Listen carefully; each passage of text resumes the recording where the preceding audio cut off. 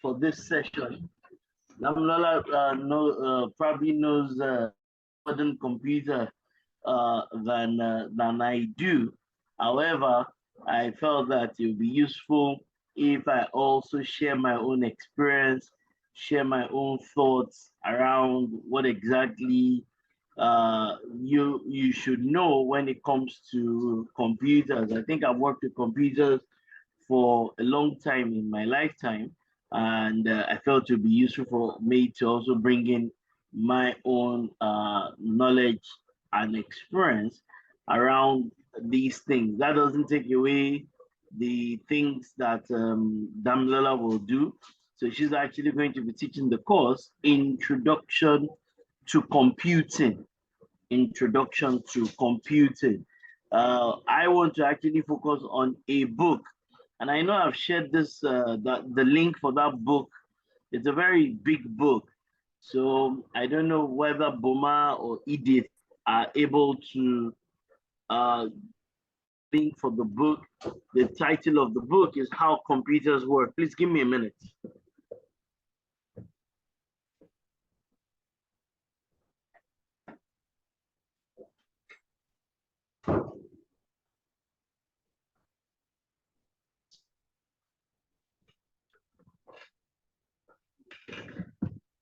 Okay, so the title of the book is uh, um, yeah, it's How Computers Work. So I actually just want to talk about the book. I have the physical copy of that book. Damilola, that book is with you. Am I right? How Computers Work. Yes. What version is with you? Version is Version 5. aha, it's version 5. But we have version 10. So you can see if something used to exist as version 1, 2, and I'm not even sure 10 is the latest one, but at least we have version 10. And I'm going to encourage all of you at some point in time, go and see, if you can, create some time to really learn some things from the book. Is a very useful book, as it is, and you will find it, especially for people who really want to go back and really understand the rudiments um, of computing. And this version 10 has been appropriately animated. They've expanded it. I don't have. I mean, it's great. So, for some of you who really want to go into this, some people feel like they just don't have the should I say the strong background when it comes to computing and how computers work. That book will do you a lot of good in in your life, so to speak. So please take advantage of the material. I'll get Edith. Edith, are you able to find the material? I know I've shared it with you in the past. I think Yes, I I have know.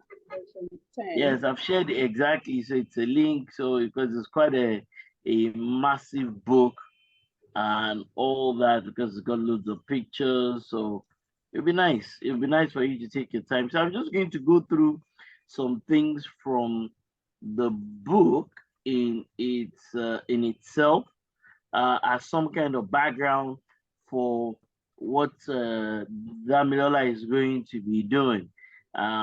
This I used to teach a lot of computing work.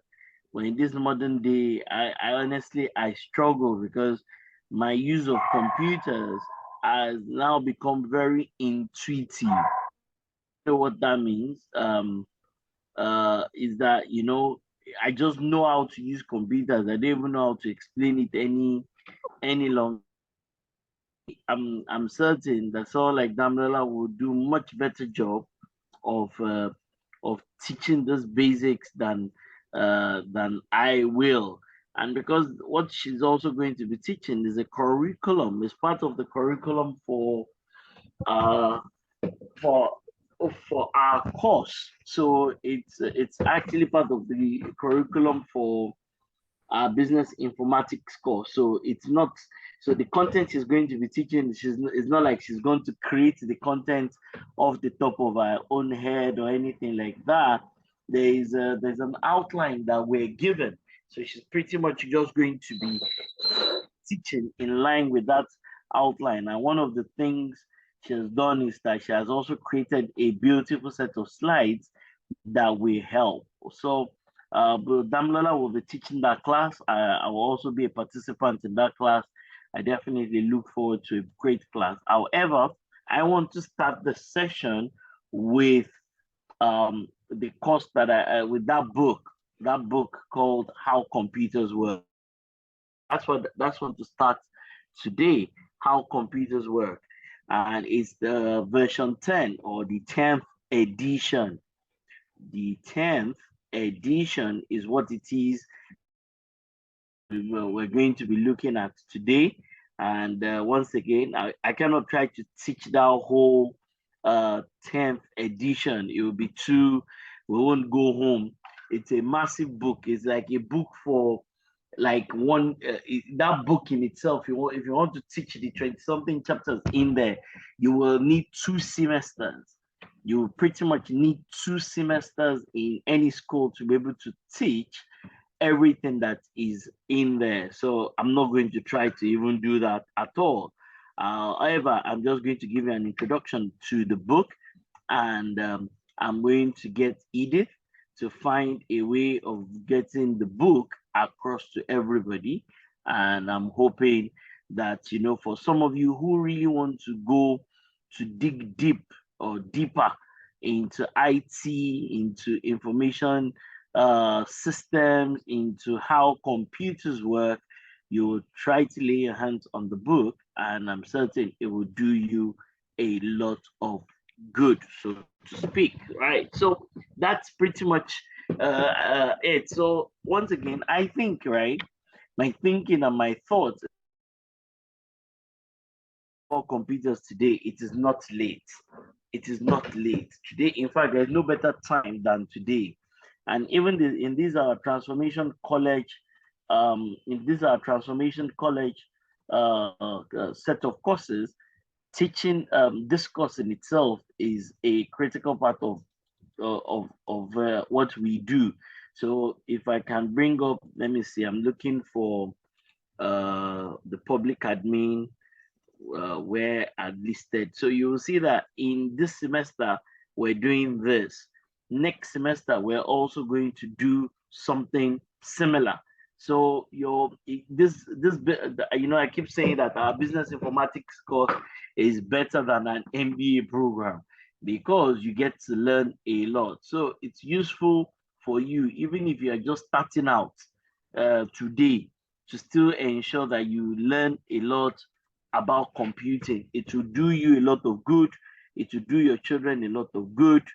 It will do your family a lot of good, that even you as a dad, a mom, a child, whoever you are, that you still do that you learn a lot of computing work. It will be very useful. So I know, so for example, this is first semester, right?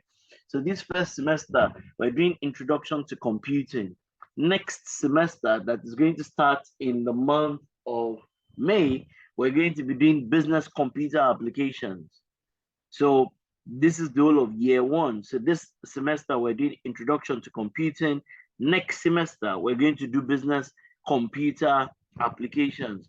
When you get to year two of this business informatics program, you will see they've put something in here called data management. If I look at the number of computer courses that we're going to do, that is why it is very important for you to get your background and your basics, to get them intact. Important for you to get your background and your basics, to get them intact as it is. So if you look at when you get to year two, look at all the computer related courses in the first semester.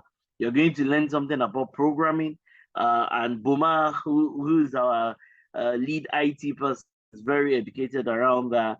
You're going to learn something about computer programming. You're going to learn something about around how data is managed, and you're even going to do something called business computer applications number 2.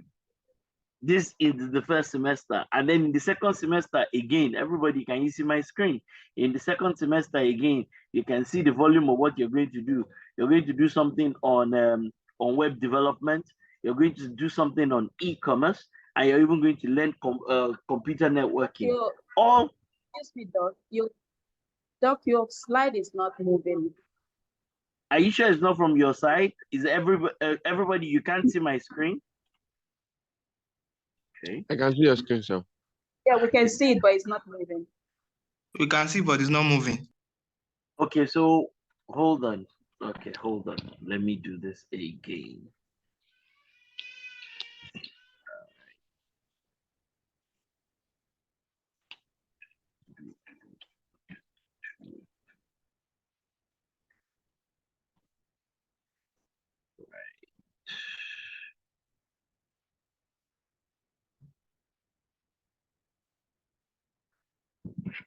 Okay, so what can you see now? We can see your screen now. And okay. NIP Business Informatics Year 1.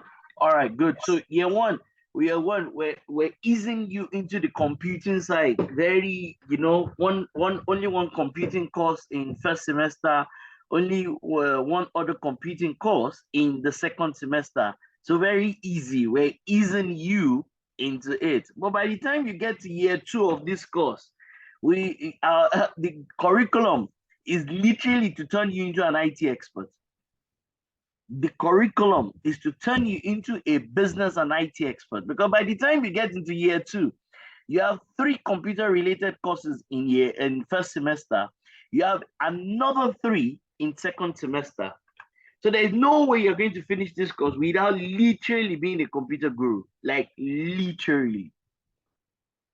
So in the first semester, programming, data management, everybody's talking about AI. We're getting ready for some AI initiative that we're having in the organization.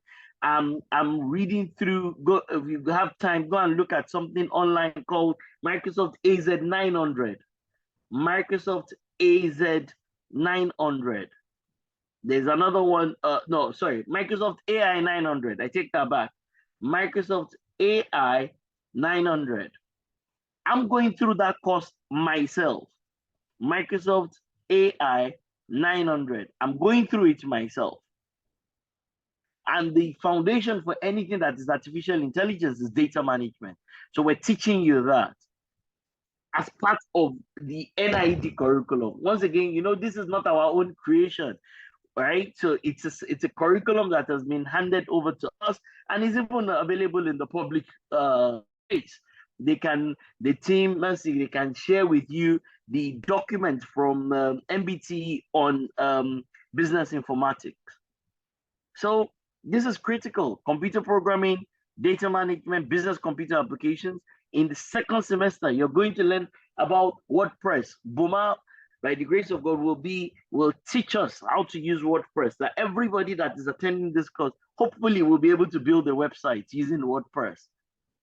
You would also maybe teach us other tools like Wix. Go and just check something called WIX, Wix.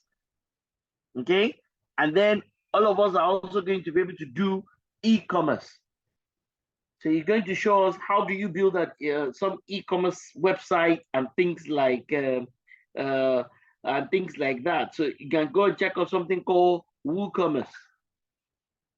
So it's a lot. And then of course you're also going to learn. So you see that by the time you get to year 2, you literally have to become a computer guru. Like these are 6 in the whole of year 2, these are 6 full computer courses. So it's a big deal. It's a big deal. That is why the course is called Business and Informatics, which literally means business and IT. You're going to learn a lot of things about business. You're going to learn a lot of things about IT. What makes us different as a school is that we work. We have other companies who work. This week I was in Ghana, and I must have worked with 4 different companies within 4 days that I was there. One of them is a mining company. The other one is a food processing company. The other one is a big IT and infrastructure company. The last one, he's who now? I can't even remember. All in 1 week, that 4 days that I was there. So we bring a real life, not just real life, like, practical. We're practitioners of these things. We're not lecturers, people who just read the book and come to tell you what is in the book. We are practitioners of what it is that we're talking about. That is why our most important course, we already have our accreditation to even do software engineering and to do networking, but this is our most important course. This is informatics. So that is about the importance of you really ensuring that you build your computing skills now. Start to build this background. As I've told all of you, go and learn the content of that. I'm sorry, follow us, so that by the time you get to year 2, you will not be struggling. Learn these basics that we're going to be teaching. Learn them appropriately, because this computer is not going away from this course, and I don't even think it is going away from your own lives. So the earlier you get comfortable with this, everything that is computing, you can call us. This is the work that we do. We have an IT training school, we have an IT solutions implementation company, we have an IT audit company. So I'm certain that we can help you one way or the other. But let us go straight. So once again, you need to, as part of your what's that word now? As part of your what's that thing that we do good at the end of the year? As part of your own resolutions for your life, that's the word I'm looking for. As part of your own personal resolution for your own life, please add knowledge of computers to your personal resolution. The things you want to learn, people have all sorts of things. Some people say, oh, this year I'm going to make sure that I read the whole Bible. Somebody is going to say, oh, this year I'm going to lose weight. Somebody is going to say, this year I'm going to become a chartered accountant. Whatever it is that you've made up your mind you want to do, I'm begging you, add becoming a computing expert to your list. Add it to your list, that in this year. And thank God it's only first quarter that is gone. We thank God. We thank God that the year, there's still 9 months, full 9 months of this year, for you to ensure that you get better, especially with how to use computers. The one that was almost going to write the rule for entering heaven, I almost put computer expertise as one of the criteria. And I'm not talking about just being literate. I'm going beyond just being literate. Literate is good. We're talking about really becoming an expert in one area or the other. Once again, this is a brilliant book. I've had this book for years.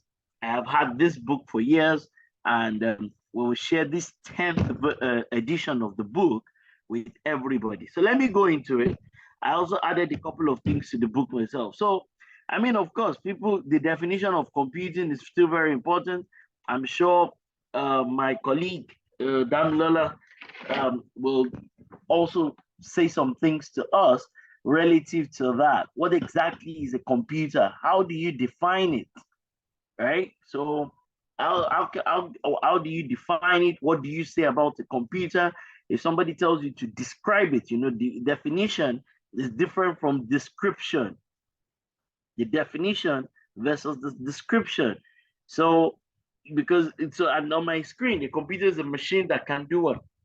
It is programmed to carry out various arithmetic and logical operations. That's really what it is. It uses a combination of hardware and software to be able to do plenty things, right? And behind it, on the ground, which you might not need to worry about, is some mathematical things with regards to computers. And you don't really have to worry yourselves too much about that. but that's what it is. It's a machine, and it's programmed using software, and it program various parts of the hardware so that it can using arithmetic and logical operations, it can carry out certain things. So I like this definition. I like it. So and they can perform all sorts of operations, but they use arithmetic and they use logic. They use arithmetic and they use logic. And when you start to talk about the uh, and when you start to speak about the computer system, you know, when you use the word system, it reminds you of when we say an ecosystem, right? That means many things will come together to make up an ecosystem. So, you know, a lot of people want to become experts in IT, but the problem challenge that they have is that this background is missing. I work with a lot of people. I see a lot of clients. I have a lot of staff. We're almost 100 people in the organization between Nigeria and Ghana, right? So I see many things. I see a lot of people. I see many things. I end up knowing a lot of things about, and I can tell you that some people who don't understand the basics. I can promise you that they have a job in IT, they have a job in cybersecurity, they have a job in one area or the other, but the basics they still lack. I've seen heads of IT that cannot use Excel, cannot use PowerPoint. So don't underestimate yourself. Don't look down on what it is that you're learning in here. It will help you in on this earth, maybe not in heaven, but on this earth, your knowledge of computers will help your life. It's a promise. Your knowledge of computers will help your life, will probably even take you out of some kind of poverty or the other. Your knowledge of computing will um, will help you. And that's very important that you understand computers, that you understand computing, and you understand how they apply to your life. Okay. I don't need to read everything to you. And of course, a lot of people they can speak about some of these things, the monitor, speakers, if you still use a desktop. I don't use a desktop. Nobody in my organization still uses a desktop except in our IT testing center. Everybody uses a laptop. I still use a mouse because it's just very convenient. And yes, I'm connected to a modem, which can be like a wireless router. I have inbuilt speakers. I'm not using any external speakers as I'm speaking to you. And yes, because I use a laptop, my keyboard is also embedded inside of my system. So these are just basic things, right? So I've mentioned this to you. Companies everywhere you go to around this world, if you go online, everybody's talking about digital transformation. Digital transformation is something that everybody will say. They will say, oh, digital transformation, digital transformation. Just go online right now and just talk about digital transformation in banking, digital transformation in insurance, digital transformation. I mean, everywhere. I even have an exam that I am meant to do next week, Saturday. I don't even know. It's an exam on digital transformation, a compulsory exam for our accreditation as an organization. Inside of that exam is artificial intelligence. Inside of the exam is inside of that same exam is blockchain. Inside of that same exam is big data. Inside of that exam is many complex topics. However, the background that allows you to do digital transformation is just the same computers, because you cannot do digital transformation without a computer. I even have a webinar. Maybe you should help me look for it, Edith, on the company WhatsApp group. I have a webinar, I believe it's on Tuesday, on digital transformation. This Tuesday, I believe I have a webinar on digital transformation. The thing that allows me to talk about digital transformation, the thing that allows me to be able to help organizations, the thing that allows me to be able to drop a strategy for an organization, the thing that powers all that is my knowledge of computers, is my knowledge of how computers work, my foundational knowledge of how computers, how they work. That is what allows me to be able to do anything on digital transformation, because without that, I can't get anything done. And that's very important, everybody. This is important. This is essential, as it is, that you understand that the background of digital transformation in any industry, type digital transformation in the airline industry, in the mining industry, type into Google, digital transformation in the oil and gas industry. Everything is part, everybody's talking about digital transformation, but I'm telling you, the thing that powers digital transformation is computers.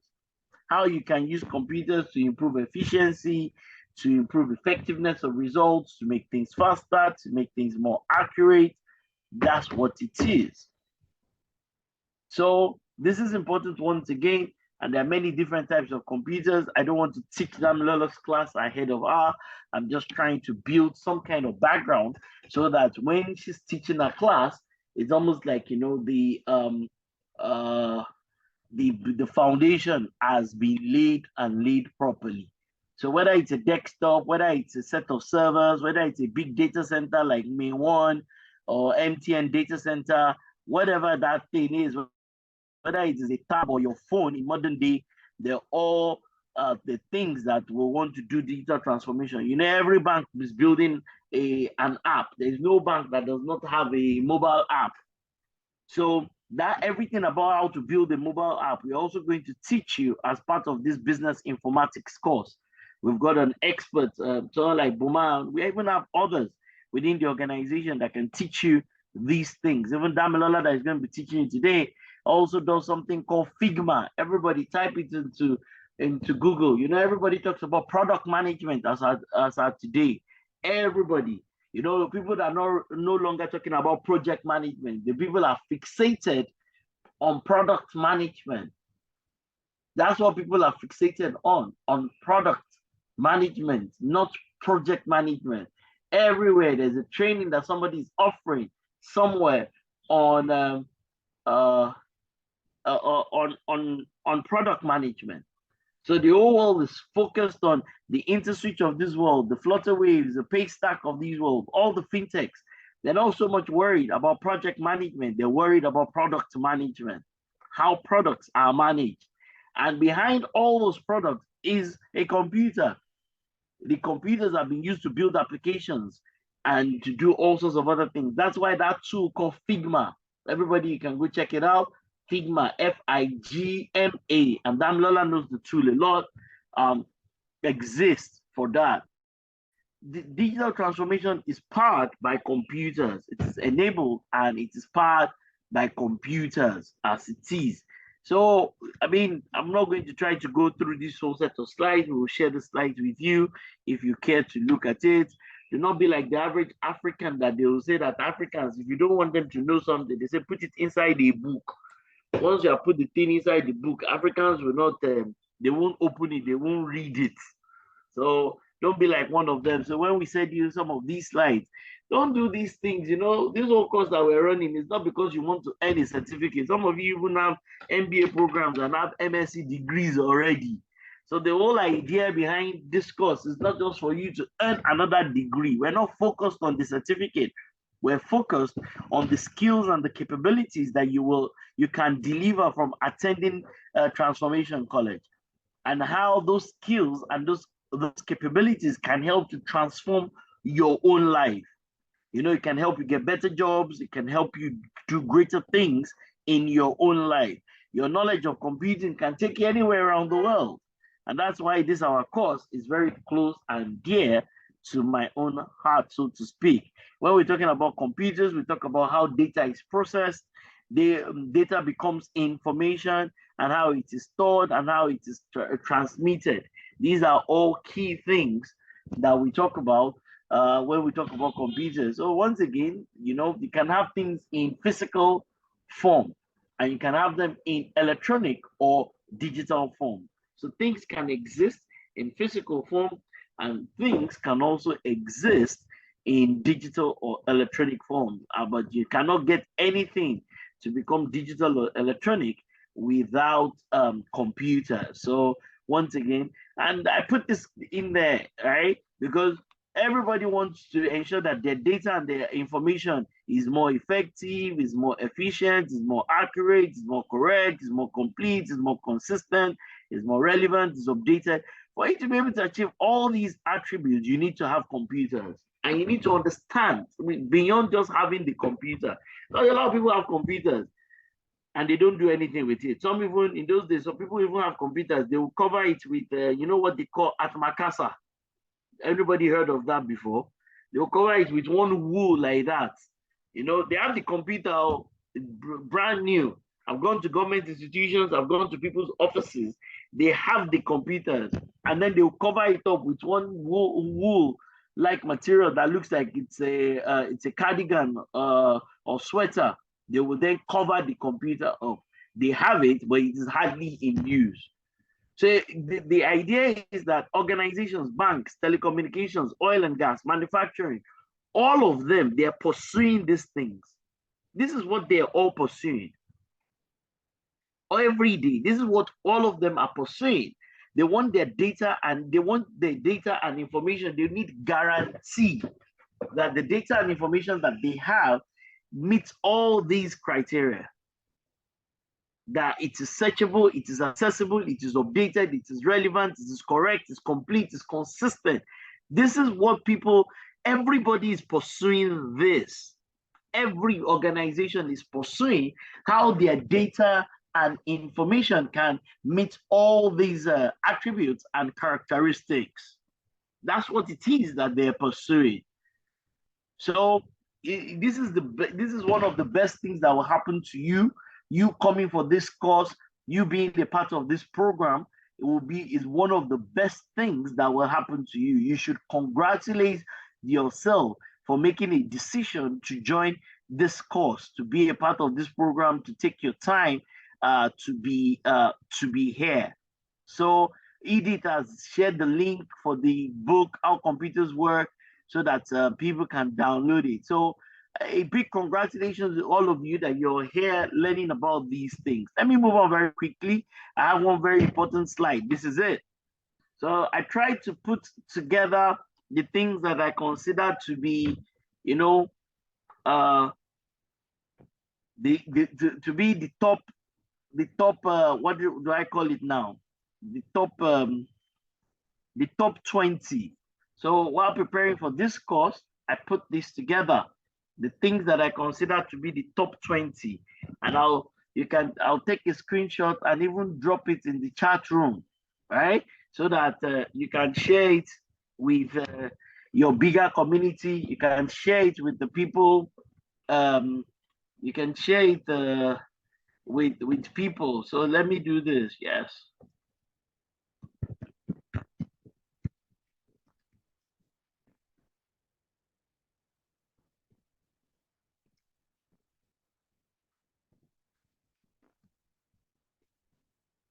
So is that our business informatics course is dig all right? So I put this together, and once again, if you can speak intelligently about these things, then if you can speak intelligently about these things, you can defend them to an audience, then you're truly, truly blessed.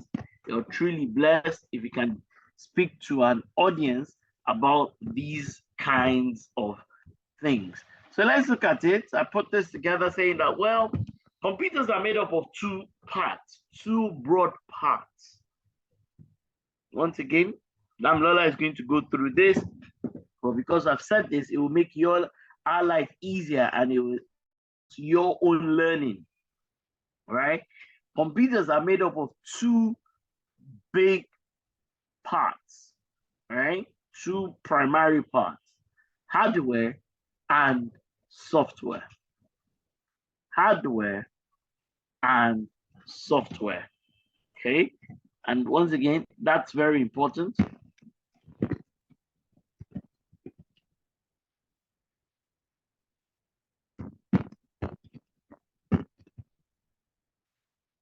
Okay. Okay. Two big parts, hardware and software.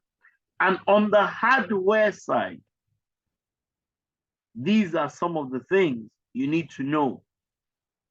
You need to know what they are, what they're for, why you even need to have them, why do you need to know them, why do you need to be an expert in some of these areas.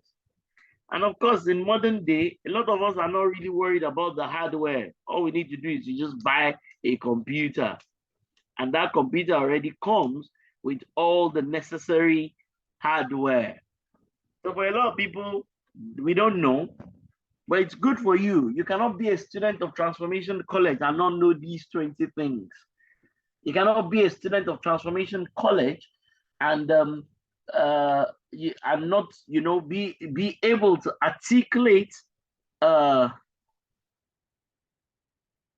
these things. Okay, so on the hardware side, there's a casing. If it's a laptop like mine, it's a panel, top panel, base panel of the laptop. If it's a desktop, there's a casing. You know what a mouse is, you know what a touchpad is if it's a laptop, and some desktops also have that. And then keyboards, either the one that is attached or the one that is inbuilt. That's number one. All right. For some of the people, I'm glad that one of our cybersecurity experts, his name is Iniolu. I believe Ini is on the call, right? Ini, are you here? Right? So Ini, the thing to start to think about, because you do cybersecurity, is to start to ask yourself that what is the cybersecurity threat relative to everything that is on the screen? Is vulnerability sorry, I didn't want to use the word threat. Was there a vulnerability tied to everything here? For people who are very much interested in information security, or cybersecurity, that is what you need to start to think about. Then what is the vulnerability of everything that is on my screen? A lot of us cannot see the motherboard, but there is a motherboard in your computer. It's got resistors, it's got transistors, it's got capacitors, it's got all sorts of things, it's got all sorts of chips on it. Okay, so it's got and chips. So it's got various types of chips all on it. So that's a very important portion. But a lot of us don't know anything about that. A lot of us cannot. A lot of us do not interact with it. Even if my own computer gets spoiled, I'll have to send somebody to take it to Otigba, and those guys will open it up, and then they will solder something, they will remove a chip, they will add something. And but you cannot have a computer without that. Then of course, on that same motherboard is a processor. And that's why a lot of people, when they bring a computer to you, you don't even know how to even how to say, you know what, is this a good computer or not?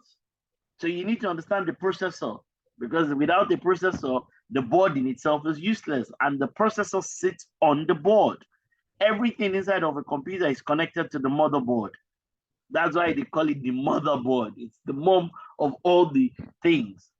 Everything inside of a computer is connected to it, right? So a processor, and so very important that you understand the generation of the computer, or the generation of the processor.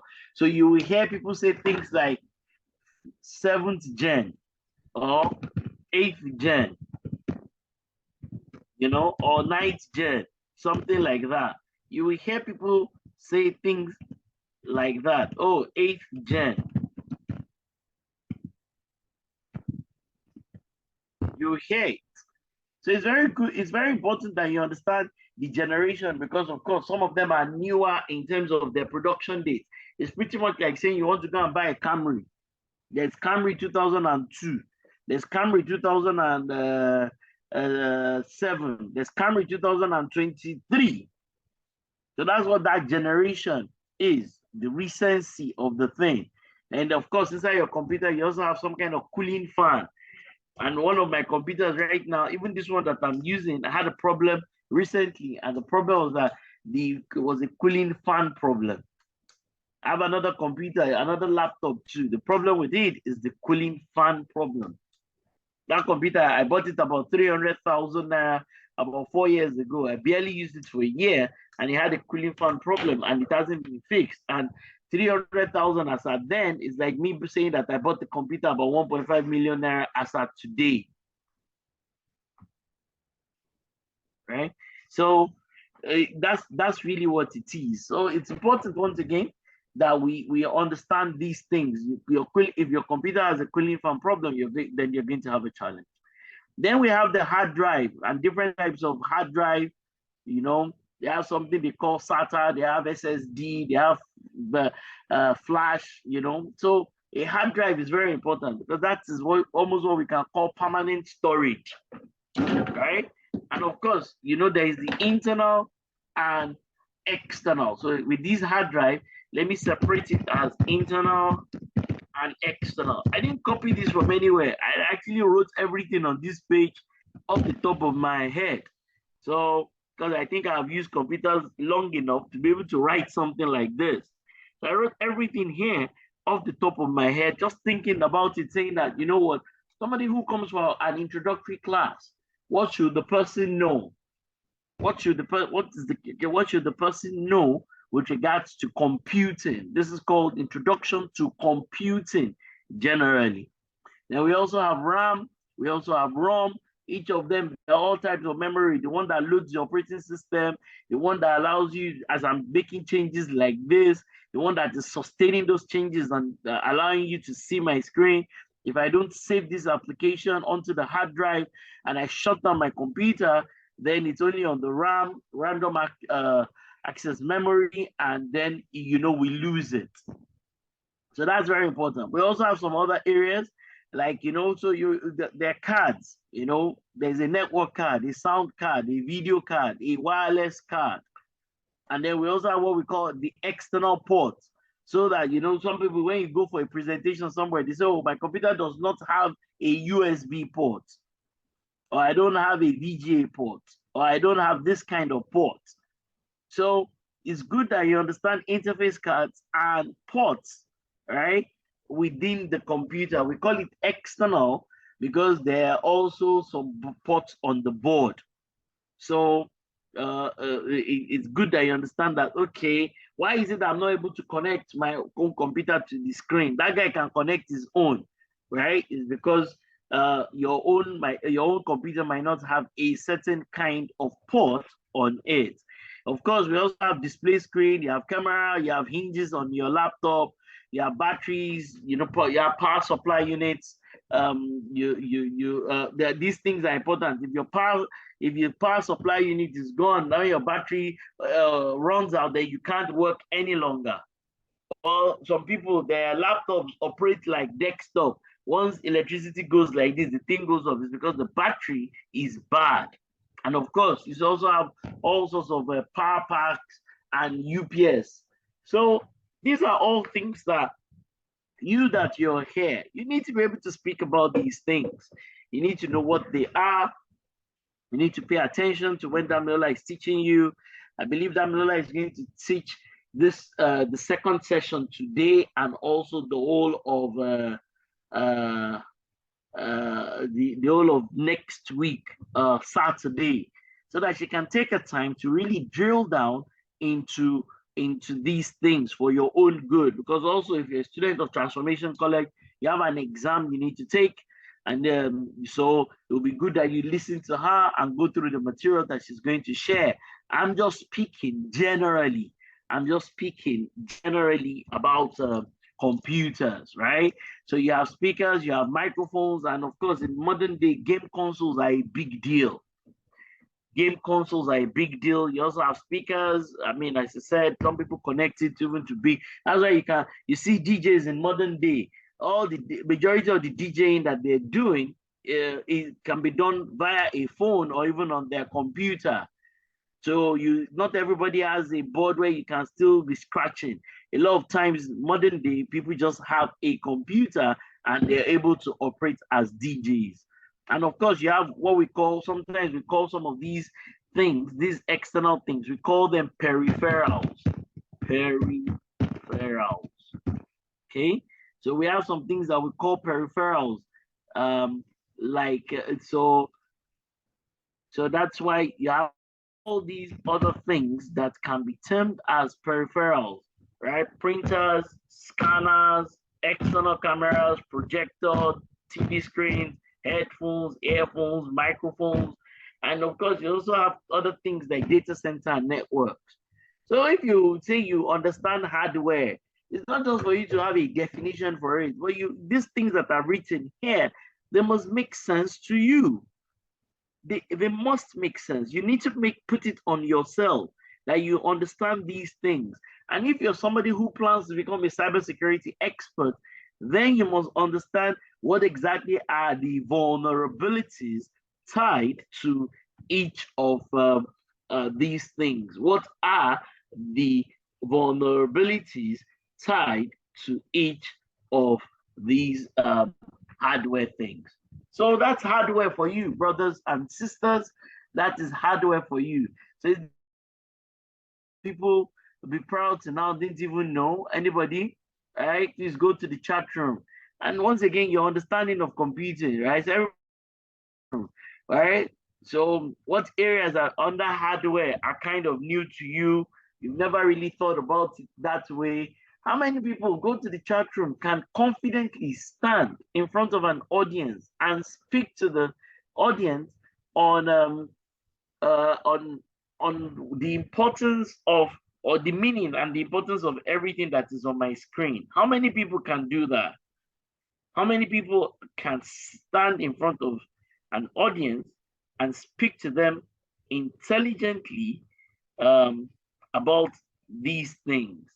Not a lot. So if you feel, everybody score yourself under hardware in the chat room. What will you score yourself? Okay. What will you score yourself? Wow, I put HSS.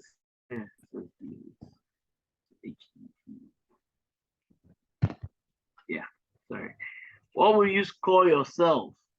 Everybody, chat room quickly. Under hardware, over 10. That you can stand in front of an audience of educated people, and you can speak intelligently to them about these things. How many people, what is your personal score around hardware?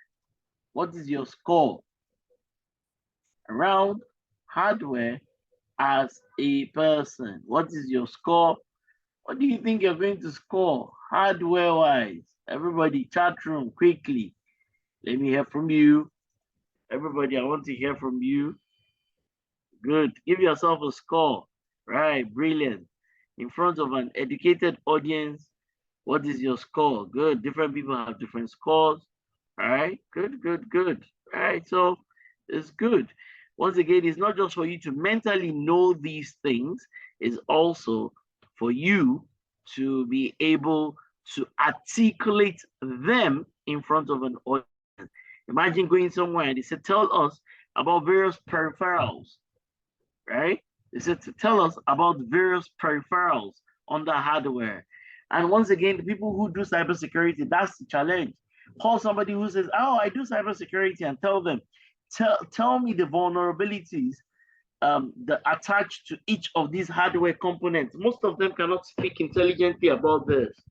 I'm promising you that most of them cannot speak intelligently about these things. So it's good. Let's move to software. And software is even much more relevant to all of you.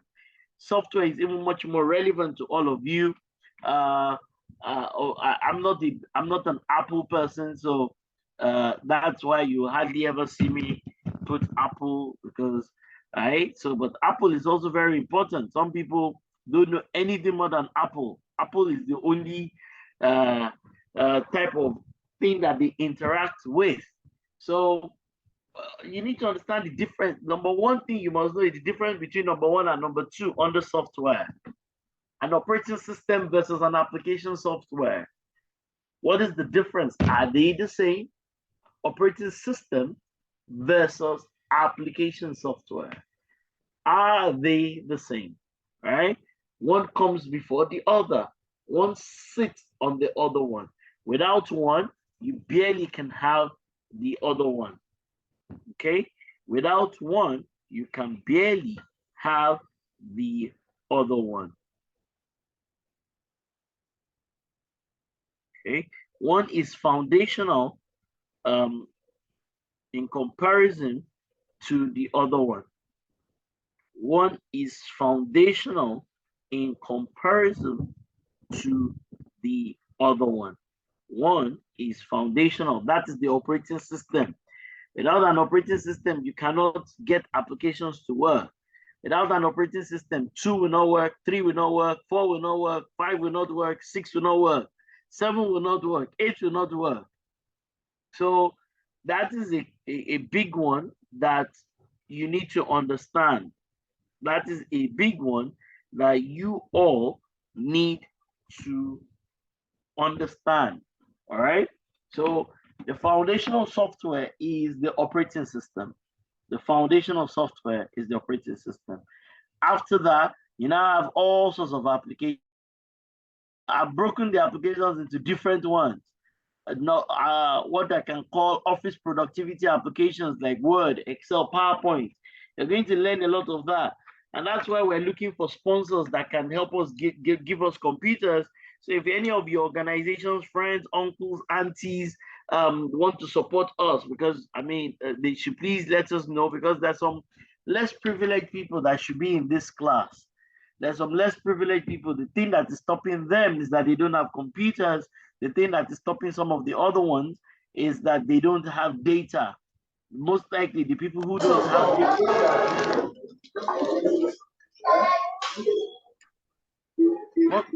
most likely the people who don't have data will most likely also not have computers. So we seek for support to be able to help more organizations. We want to help the youth, we want to help younger children, we want to help your brother in the village, your sister somewhere, so that their lives can also make decent progress. In the second, can you help me mute that person, please?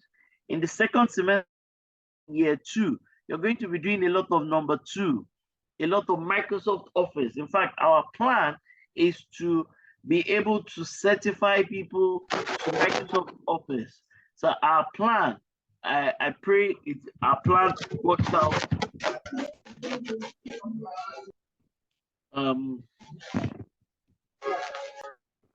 I pray our plan works out. Our plan is to be able to certify people to what is called MOS, Microsoft Office Specialist. That, can you hear me mute that person, please? Right? That is our plan, to certify a lot of people so that, oh God.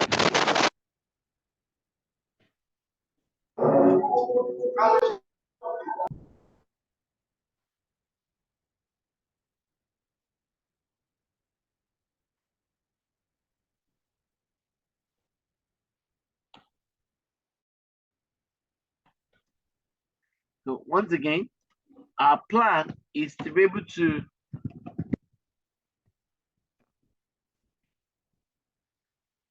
get people certified to Microsoft Office. That is our plan. That, you know, a lot of our people will become set to Microsoft Office. And I know that Microsoft is going to support us in that regard. You know, there's also something that they even call the MOS World Championship. Everybody, can you see? So you can see that this is not a joke. There's something they call the MOS World Championship, where people will be competing on who can use Excel the most, who can use Microsoft the most. I tell people that, you know, if one of the ways by which you can combat a demon, especially the demon of poverty, the demon of lack of work, that one of the God-given or God-inspired ways is for you to understand Microsoft Office. If you understand Microsoft Office, there are some demons that will drop off automatically, just because you understand Microsoft Office at a certain level. Microsoft Office is key. You cannot plan to live this your professional life without it. So maybe one day we will get people certified to MOS, Microsoft Office Specialist. Maybe, maybe. But we want to do more. We definitely want to bring younger children, your younger brother, your younger sister, want to teach them these things. Another thing you must understand is browsers, right? Various types of browsers that allow you to be able to browse the internet. You must understand different business applications, right? So on this whole page, whether it's under hardware or software, the two most important things for everybody that is on this call, the two most important things is number 2 and number 4. Number 2 and number 4, it's compulsory. It's not a nice to have, they are a must have. Everybody must be sort of expert with the use of Microsoft Office and with application software for business. Everybody needs to be an expert. Everybody needs to be an expert. And then, of course, number 5, for some people like Boma and some of the other people who have a graphics head, they like Photoshop, they can do designs. And of course, there's also the tool called Canva. Canva, which is a graphic software for non-graphic experts, right? It's a graphic software for non-graphic experts. Okay, so that's important. And then, of course, number 6, database applications, very important. Various types of database applications. People think that, there are many applications that exist in this world. So these are some of them: MySQL, Microsoft SQL, Oracle database, Oracle DB, right?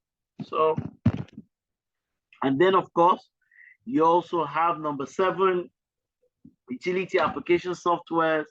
Then you have programming. In year 2, we're going to do something called programming for dummies. We're going to teach you how to do programming for people who don't even understand how to do programming at all. We're going to look for smart, sensible, simple ways to ensure that everybody can at least, do application development. We're going to work around it and show very simple, smart ways by which this can be done. And number 9, we've got things like cloud. You cannot go to a client site and say that for a job interview, and they say, tell us about the cloud applications that you're familiar with, and you'll say, sir, ma. Do you get? You can't stand there and say you don't know. You must understand what we call SaaS applications. Your Gmail is a SaaS, software as a service. Your GitHub and GitLab is PaaS, platform as a service. Your infrastructure as a service is the other one, Azure and AWS. And of course, in modern day, you also need to know about social media applications. So this is the minimum, brothers and sisters. This is the minimum that I've put together, that I believe anybody at all, and I mean anybody at all, who says that I know computers, or I want to know computers, I want to become an expert in computing, this is the minimum you need to know. This is the minimum you need to know. You should be able to stand in front of people and articulate yourself. You should be able to stand in front of people and articulate yourself. Why do we need to know about all these kinds of software? What are they for? How can it help? Of what use and of what value are these things? These are the kinds of things you really need to know. And I join all of you. In your quest and in this your journey, in this your professional life, you should please take these things from me. If you know these things, some of your demons will drop off. Sometimes when I'm in church, I say people that, if you say who has a need or a request, everybody will raise up their hand. And I say, okay, if you give people 10 million naira, how many people will most of their needs and requests be gone? 3/4 of the place, sometimes their hands are down. And I can tell you how you can get that 10 million is becoming an expert when it comes to this. You really need to understand these things. So everybody, once again, give yourself a score when it comes to computing, okay? Okay, everybody come to the chat room. Oh, you give yourself under software. Give yourself a score. Operating system comes before application software. That's why I put it as number 1 and number 2. Operating system comes before application software. Everybody. All right. Okay, good, good, good. Daniel, yes, thank you. Who else? Everybody come, give yourself. How many of these things under the software side do you know? How many are you comfortable with? How many have you heard of before? How many of them can you talk about the need for them? How many of them can you articulate properly to an audience? The need for them, what they're for, how they can help an organization. You need to take these things very seriously. Thank you very much, Aminu. Thank you very much, Abiodu. Thank you very much, Abel. Thank you very much, Afiz. These are the kinds of things, Ini, thank you very much. These are the kinds of things we need to know. And for me, this is the most important slide, everybody. This slide is the most important slide. And I join all of you to go pay a lot of attention to this. Go put it on yourself. But I want to know these things. I want to understand what they're for. Why has Dr. Orlando broken them? Because I did not copy this from anywhere. I didn't go to open anywhere to copy it because this is my job. So I know it. I know what somebody who says I understand software, what they should add or what they should know. I know it. You can even see me altering some of these things. There are people in our organization, in Abuja, in Lagos, in Ghana, that have a decent understanding of these things within our own organization. Some of them are experts in one place or the other. So that is why these things are very important. So please take a screenshot, put it on your own phone, put it on your computer, make it your your background on your desktop. That I want to know about these things. You can ask Damilola, how can we know? And that's why I recommended that book, How Computers Work, and I'll go through it in a minute, so that at least I can just give you a brief overview of the book in itself. And I've crystallized a couple of things into this place. But please, once again, everybody, take this away. Edith, share this with everybody on your WhatsApp group. Share this everywhere. It's important, okay, that people understand these things from Transformation College. These are the top 20. So let me do this again. I think I made a mistake here. All right. Okay, good. So yeah. Okay.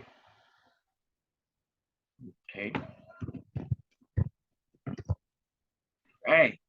So these are the top 20. Yeah, in our business informatics course under Introduction to Computing, this is it. This is our top 20. The top 20, everybody should know. This is our top 20. So if you say, I know computers, better be sure that you can stand in front of an audience and you can defend these things, you can articulate what they are, why should an organization have them.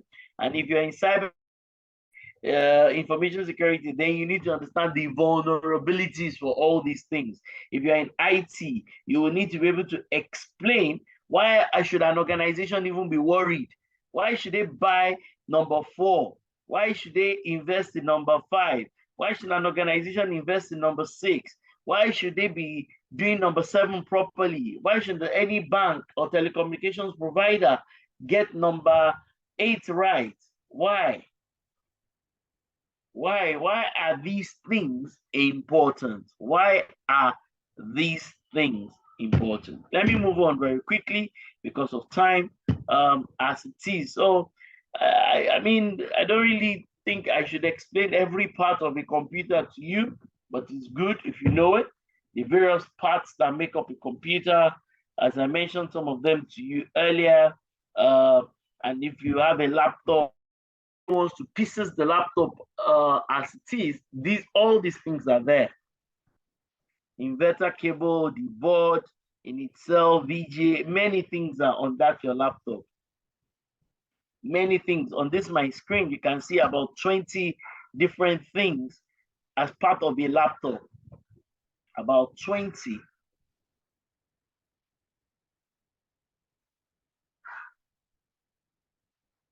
What am I saying? About 30 is what I wanted to say. About 30 components of a laptop.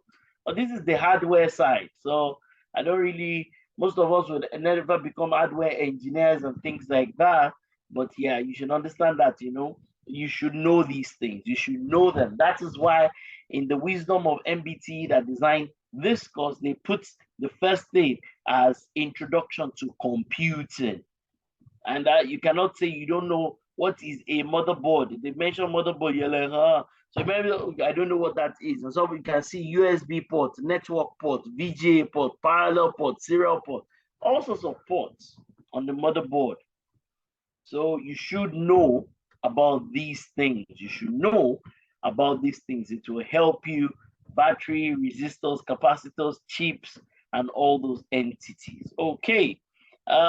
And then this is very important. Once again, I can promise you some of your demons will go away. Afiz is on the call.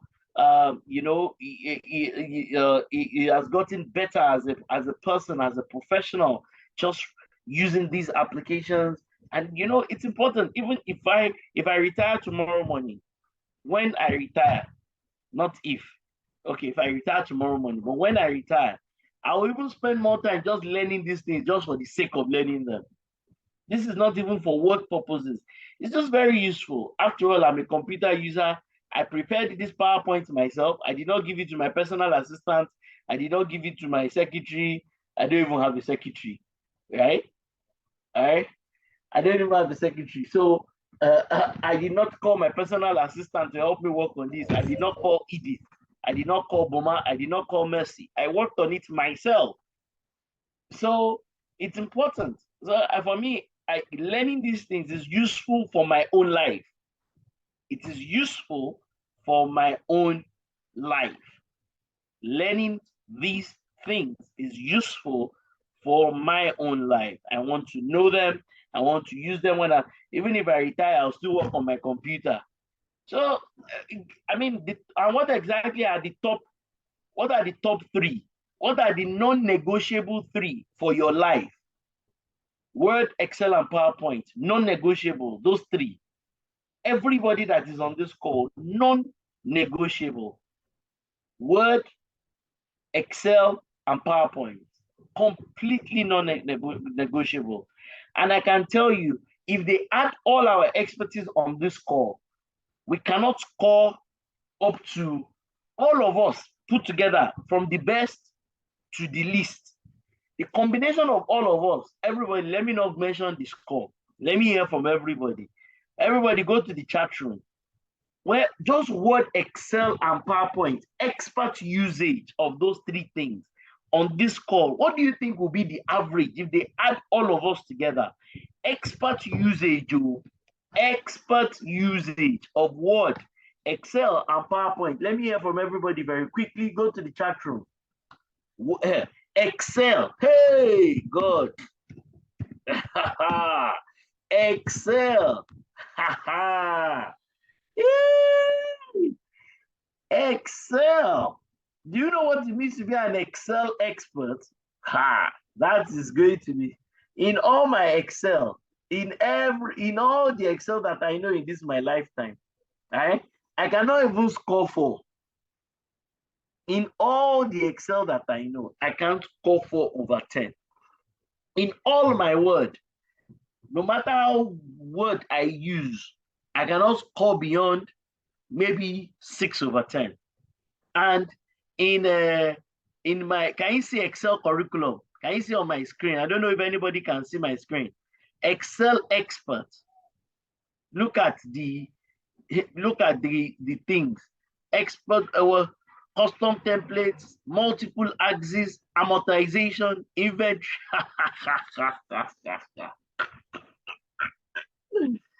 Hey, this is not be small, not be small thing. No. Excel is not a small Excel is not a small thing. In all the PowerPoints that I claim that I'm an expert in, I can tell you that I cannot score more than 6/10 right now. Of course, if I pay attention to it, I focus on it, I can score 9/10, but I'm just telling you that normally I can't even score that. All of us, let me come and read what people are saying in the chat room in one moment. I just wanted to put this here first. What do you think is the combination of all our skills when it comes to these applications? When it comes to these applications, what do you think is the combination of all our skills? Add all our skills together, all of us, from the best to the least. From the best to the least. Word, Excel. There's some complex table of contents in one of the schools that I'm doing something in. If you see the referencing style and try to do that referencing style in Excel, hey, I mean in Microsoft Word, you just be there trying to manipulate the thing. You manipulate it in the front, you manipulate it at the back. The thing will not come out the way it's meant to come. You'll be saying, this thing. So sometimes when people tell me that, oh, they know Excel or they know some of these things, I'll just be laughing. I just laugh. I'll be like, okay, you don't know it, you think you do. Even us who use these things every day, even we realize that we don't even know it half as much as we're meant to. So don't even deceive yourself at all. These things are very tough. These things are very advanced as it is. You know, even globally, around the world, people are not even using more than what percentage of Excel? People are not even using maybe more than what percentage of the whole thing, 2 or 3% of the capabilities of Excel, because those applications are very deep, they're very detailed, and that's the other thing. That's why they called it Microsoft Office. That's why they called it Microsoft Office. There can't be an office without the use of Microsoft Office. Did you hear that? There cannot be an office without the use of Microsoft Office. So if it's called, that's why they called it Office. So all of us, we cannot score more than 4 or 5/10. Let them add all of us. Yes, thank you very much, David. Jamoski, any Excel expert is the basis for doing business analysis, data analysis. Thank you very much for that. So if that place is called an office, then if it is called an office, then you must know, then they must use Microsoft Office. That's why I said that this is non-negotiable. And if you get good with Word, Excel, and PowerPoint, in this your lifetime, you will always have a job. In this your lifetime, like you become an expert with the use of Word, Excel, and PowerPoint, in this your lifetime, you will always have a job.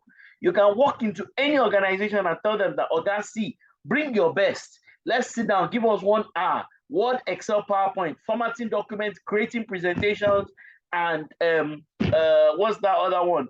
And then doing data analysis in Excel. I'm better than everybody in this organization, and I can use it to deliver value. Go and call your best, bring them. If you can beat your chest and you can say that on this living earth, you can never be poor. Except even the demon will fall behind. Word, Excel, and PowerPoint. Let's not even talk about you understand Access, you understand Outlook, you understand Microsoft Teams, you know how to use OneDrive. That one, you're on another level. Let's not even talk about Power BI. Let's not even discuss that. So once again, you know, I can speak about this all day, but you know, I think I've said enough about it. All of you need to go and learn. Go make it a point of duty. I want to know more Microsoft Word. I want to know more Excel. I want to know these things a bit more.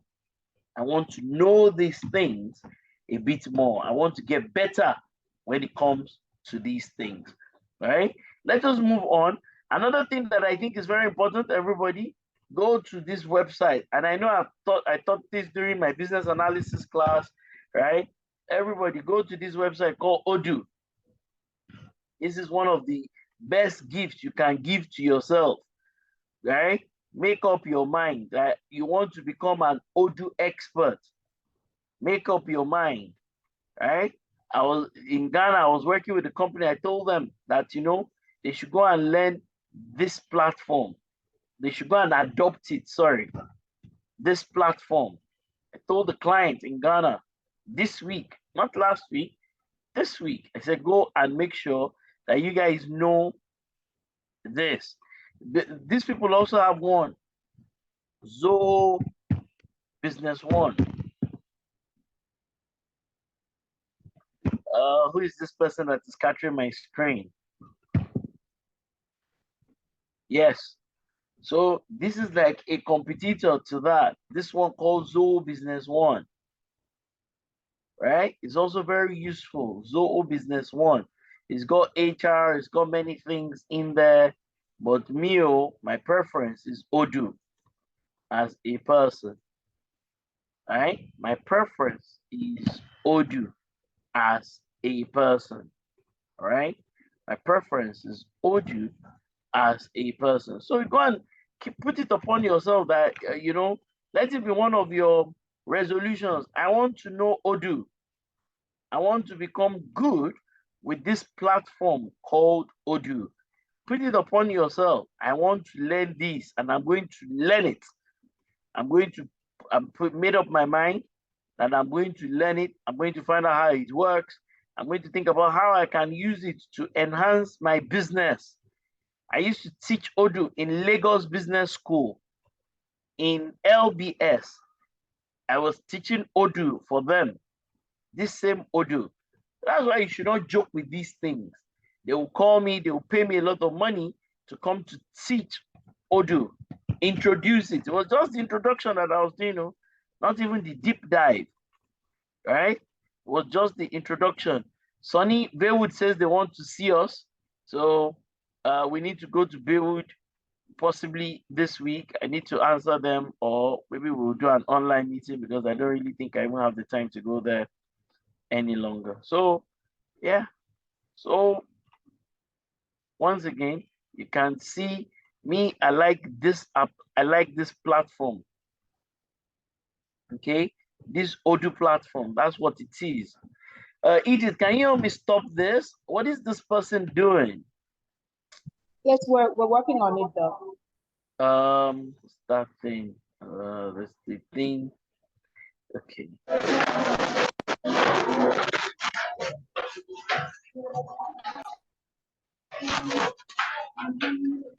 How do I clear the?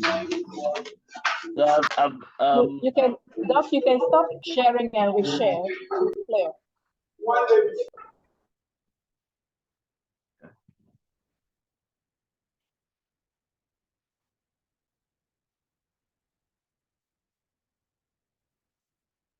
still there. Anyways, it's fine. So once again, right? That's what it is. So what I think for me, these are the key things, everybody. Go and learn how to use, go and learn how to use Odoo, go and get better with it. Even in our business analysis class, one of the things we tell the people is that go and learn how to use Microsoft Office. You know, some people want to focus on only the big things, but they are struggling with the basics. They're struggling with the basics. I used to have some videos, so maybe I'll find those videos if I get the chance. I used to have some videos on Linda Office, Linda Office Excel. Let me see some videos on Linda. I don't think the ones I have are a bit old. I'm not sure. Yes, Excel Essentials. I used to have the downloaded ones. I had it for, I can't even remember for which version, but this is so that you can learn Excel. This Linda Essentials video for Excel, so that you can learn Excel. Formulas and functions, formatting, and things like that. Don't focus on only the big things. Learn the so-called small things too. People, learn the small things. Because some people are like, oh, me, I just do only the big things. You're doing the big things, but even the small things you don't know. And that's why this is very important. Let me go ahead and I'll round up soon, um, so that we can go on the break and so that I do not overly disturb Damilola. Um, so I'm not going to go through the book with you. So I've told you to go and download the book. Go and download. It's a very interesting book. If you really want to learn a lot of things, I find it very interesting and all that. So put a lot of things on the book.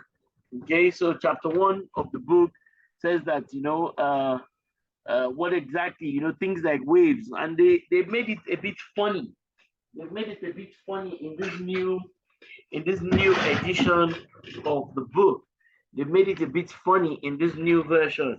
So they, talking about that computers are like they're like spirits. Like, people are wondering that how did you even know all these things? So that's why they're talking about how waves, computer waves, how it works. As I said, to go through the book, you need like a whole year, like a whole to be at least 2 semesters. At least, actually, it can take as much as 4 semesters to go through this book in itself. So it's not so initially it talks about this, what do you mean by waves? Computer waves, the transverse waves, longitudinal waves. A lot of these things I learned them in university, but I don't even know them any longer. Electromagnetic waves, radio waves, microwave. How do you and I, this is our modem, how does it work? How does this modem work that we're able to communicate via Zoom just like this? Who can break it down end to end? How we're able to communicate? How is this our modem connected to a base station, connected to another base station, connected to to fiber, just like we had fiber cut some days ago.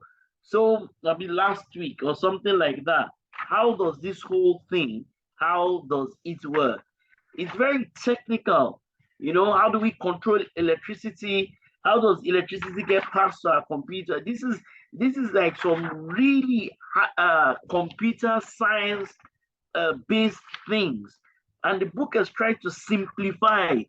They've tried to simplify, as I said, this is a brilliant book. They've tried to simplify a very complex topic in the material. And I hope people can download it onto their computers. They try to simplify something that is ordinarily very complex. They've tried to simplify. They've broken it into 1, 2, 3. If you can open the book on your computer, that would be brilliant. So you have to really, people who have degrees and PhDs in computer science and computer engineering, I can tell you they don't even know the things that are in this book. People who are experts and have all sorts of global degrees, I can promise you they don't even know the things that are in this book. So don't underestimate the book. Don't underestimate what you can learn. Don't underestimate all these things, okay? So he also talks about bits, ones and zeros, the concepts of ones and zeros. It's all in the book. Before I showed you, I said something around transistors, capacitors, resistors, all of them are in there. So even this, in this chapter 2, it starts to talk about writing data. How do you write data to the ROM? How do you read from the ROM? How does from the RAM? How do you write to the RAM? How do you read from the RAM? That's what chapter 2 of the book talks about. And then he also talks about how flash memory, does it remember? And they've simplified it. But this is not a joke. It is very deep. As I said, professors of computer science, some of them will struggle with the articulation as made clear in this book. They will struggle, some big people will struggle with how things have been made articulate in this particular book. Okay, so then you go to chapter 3, it starts to talk about processors.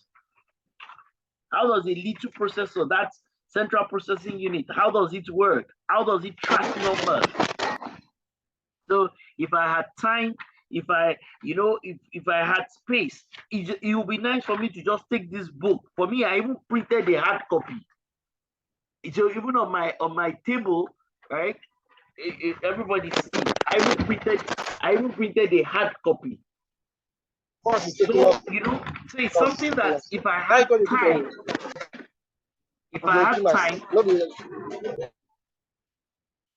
it's something that if I had time, just one of it.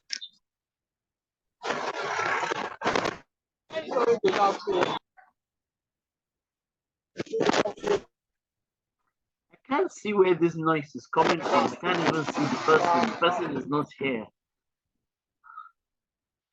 Edith and Mercy, can you please be a bit more? Yes, can you please be a bit more attentive, please? Yes, right? Actually, when mute, unmute, and mute, and unmute. So the person is you just take the person out. Take the person out. All right. So it talks about processors in chapter 3, how processors work. Once again, I studied computer science and engineering. I can't even articulate some of these things properly. I'll have to go back to this book and start to read it and start to remember some of the things that I was taught in school to be able to even get this. So this book is worth more than a degree, I'm telling you. Because a lot of us, what we're interested in, and Edith will please share the link for the book again so that people can download it. What we're interested in is just degrees, not in the knowledge. So a lot of the schools that I've gone to went to get the degree, but for me to be in this class, for me to be able to work for my clients, I had to get the right knowledge and I had to translate the knowledge into skills. Because there's a world of difference between knowledge and skills. There is a world of difference. So I had to get the knowledge and I had to now translate them into skills. Skills for my fingers, skills for my work in itself, and even skills to be able to articulate them to an audience. So chapter 3 talks about CPUs. Chapter 3. So for people, it's good for you to do this course via a computer. I know a lot of people do this course on their phone because, of course, it's Saturday. People are in different places and things like that. But it's also very good for you to do this via your computer. If I move to chapter 4 in the book, chapter 4 talks about how motherboards conduct a symphony of data. And I've already talked about motherboards today. The whole of that chapter 4 breaks down a motherboard, even as a massive picture, talks about the BIOS and the ports and the chipsets, and it describes the motherboard in detail. Most people who have degrees, people who have gone to this our UK that everybody is going to, and have gone to get a degree in information systems, they don't know the content of this book.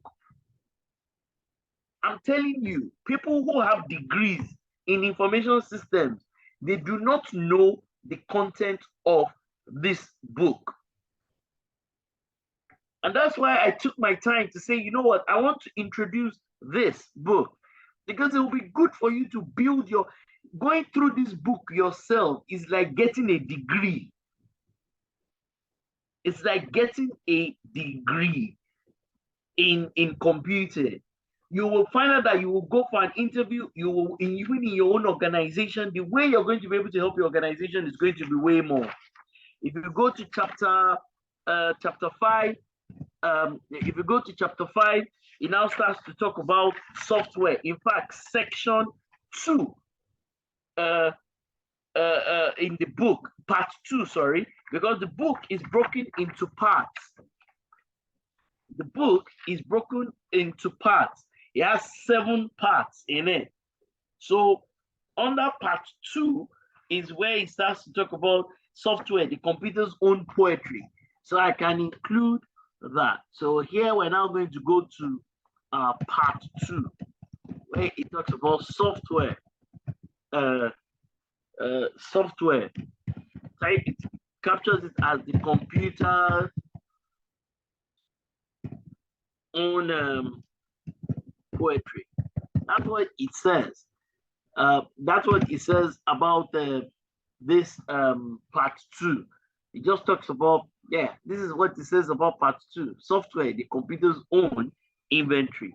That, you know, and inside of that part two, it now starts to talk about, you know, it captures plenty things. Software of the second millennium, killer software, killer app, freeware, and things like that. So there's a lot. Sorry. So under this part two, it talks about software of the second millennium. And I'm hoping once again, all of you, this will not just be a waste of time, that you will go back and learn about these things. Once again, for me, I wish I would just even, I'll get some time off and just go and rebuild my foundation. Right? But let me go and rebuild my foundation.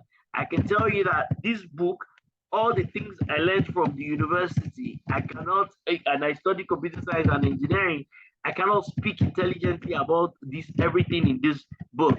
And I know plenty of people too, are even worse than I am. So, you know, a lot of people are worse than I am when it comes to some of these basics. This is what it captures, you even under this, right? Before under this part two, this is what it captures. So, and then it now goes to chapter 5. So chapter 5 is under part two, right? So how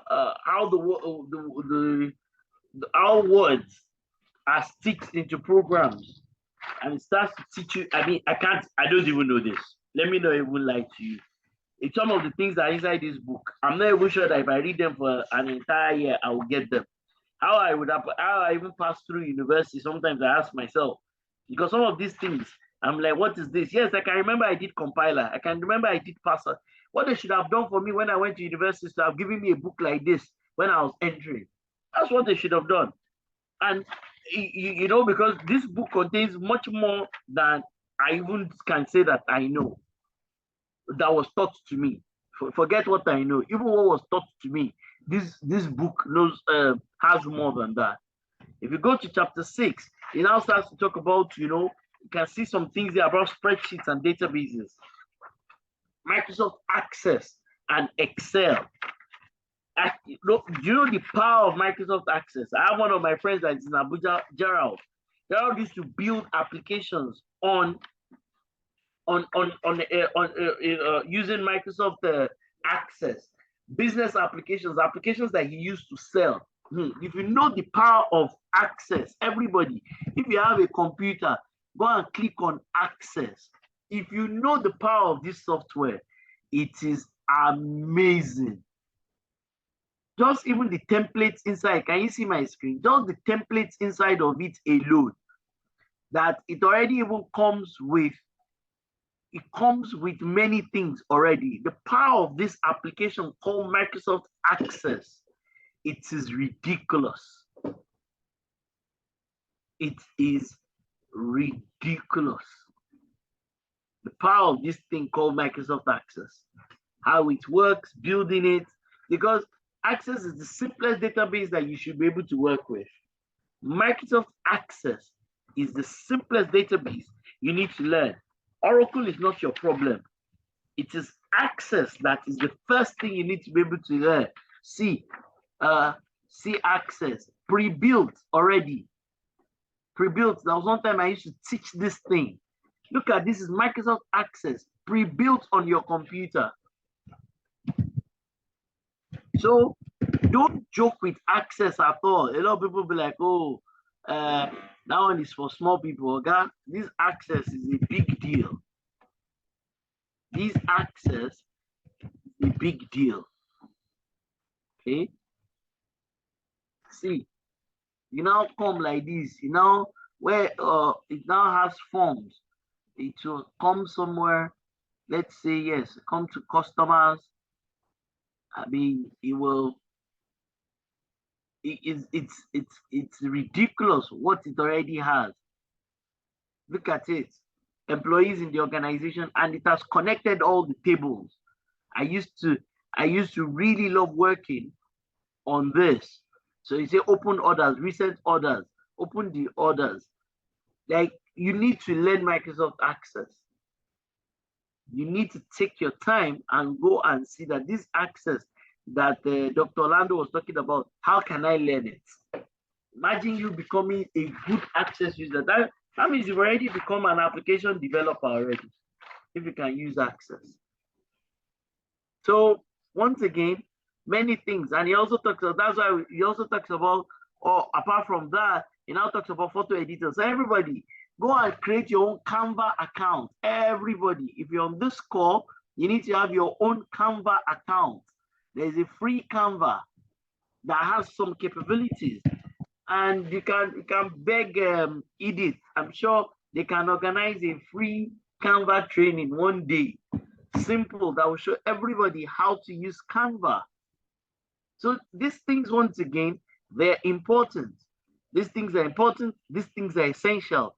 Right? You cannot do any form of design. You know, nobody tells you about design. You need to register. This is Canva. And once again, these things are important if you're ever going to go around telling people that you understand computing. I wish I would take a break and sometimes in my life and just go and read this book. Chapter 7 talks about games. I'm not a gamer. My son is. I'm not a gamer. I know some of you love games. And the book has talked about the evolution of games all the way to where it is that we are and why games are important. And games are important. Gaming industry is a multi-billion dollar, is a multi-trillion dollar. I take that back. It's a multi-trillion dollar global industry. So what is a game? How can we create games? How can we, I mean, the people are investing in something called a virtual world, and they're playing all sorts of games with people around the world. I mean, this is a big deal. All right. If I move very quickly to chapter 8. So once again, this is about security. So some of you want to become security experts, right? Some of you want to go around doing security. This chapter 8 talks about security, virus, antivirus, and you know, because we do a lot of cybersecurity as an organization, spam emails, spammers, directories, everybody go to chapter 8. If you know everything that is in chapter 8, literally you've laid your foundation for cybersecurity. If you know everything and you understand everything that is in chapter 8, then you become a guru. Right? So for me, as part of this, I plan to spend more time even with this book because I've read the book some parts, or because of all that does not mean that I'm done with the book. There's still a lot I need to learn in my life. So I'm not going to come and say, oh, don't worry, you know, I know everything. I don't know everything. Damilola does not know everything. None of us can say that we know everything. So there's still a lot for us to learn. And I just hope and plan to get better with the work that I am doing. If I move quickly to chapter 9 in the book, it talks about quantum memory, once again, power supply, optical drive, some of the things that I've talked about today, floppy disk, why all those things were created in the first instance. This version 10, what year is it? Can somebody check for me? This version 10, what year is this? What year is the book? All right. Let me see. This version 10 came out when? So it's very relevant. This version 10 is even how old? Seems like it's even about almost 10 years old. Am I right? This version 10 in itself seems almost like it's about 10 years old. Damilola, the version first printing 2014. So for this version 10, Damilola, the version 4 that is with you, what year is that? The version 4, what year is that? Do you have it? So once again, No, I don't have it Okay, it's in the office. Okay, that's fine. So you can see that even this version 10 that we're talking about is still about 10 years old. Can you imagine? So even this version 10 is still about 10 years old. So this will do you a lot of good in your life. If you ever take your time to study this material, people globally will think that you're an expert when it comes to this. So it talks about the evolution of supercomputers, video cards, cooling, how cooling works on a computer. And so it talks about how cooling works on the computer. And I think I've spoken to you that I even bought a computer, and because of cooling, I have a problem with that computer. Then it talks about cameras, and it also talks about, once again, gaming controllers. There are many portions of the thing that talks about gaming, and of course, smartphones, and of course, the screens and the other things that you can connect it to. I mean, once again, this is a massive material. This is a 360-page material. At least for you to go through that, you need 2 semesters. And you see that even when we get into year 2, that we'll still make some references back to this same. We'll still make some references back to this same material, right? So we've talked about audio. Networks are also very important. Wi-Fi network and your Windows. That's one of the things I really wanted to do, to talk to everybody about your Windows. Right? So everybody, look at your Windows. This is critical that you understand how Windows work. What is under my system, what is under devices, what is under my phone, what is under each of these areas. So if I come here, I do this, what does this mean? When I see this thing about display, about sound, about battery, about storage, what does this mean? How can I learn from my computer, right? So in those days, we used to do something called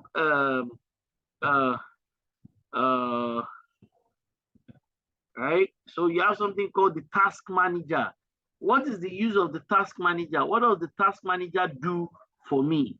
How can I, I'm looking, this is my own laptop that I'm looking at, and it's showing me the things that are in there, right? My task manager, the background processes that are running on my computer and things like that. I can come here and it show me my performance. Control Alt Delete, then I click on task manager on my Windows. What does this mean?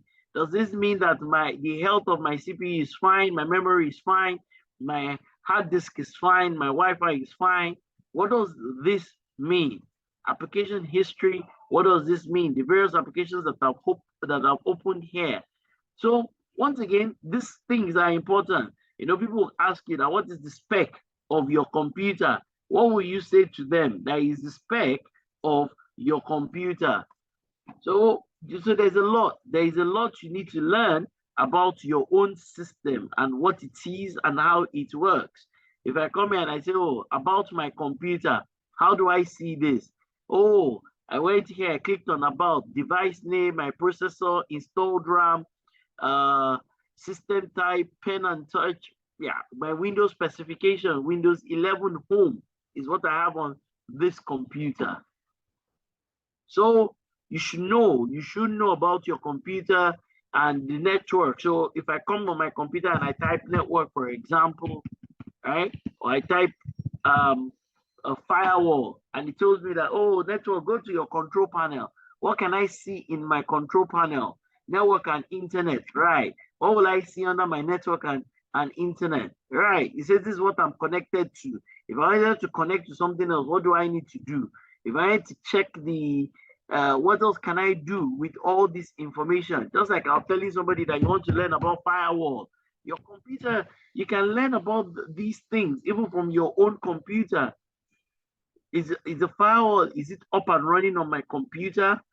Do I have a firewall? Do I need to put up my firewall? So there's a lot. So if you want to learn about these things, this book will help. Also getting a decent material that teaches you Windows 10 and Windows 12 is very important. And you can see here it starts to talk about networking. What is a LAN? What is a WAN? What is a MAN? Right? Somebody says I'm connected to the network. What network is it referring to? Is it referring to the internet? Is it referring to a local area network? What is the person referring to? Okay, very important. And then of course, web browsers. I've spoken to you. What somebody says cookies, some of you think that they're referring to biscuits.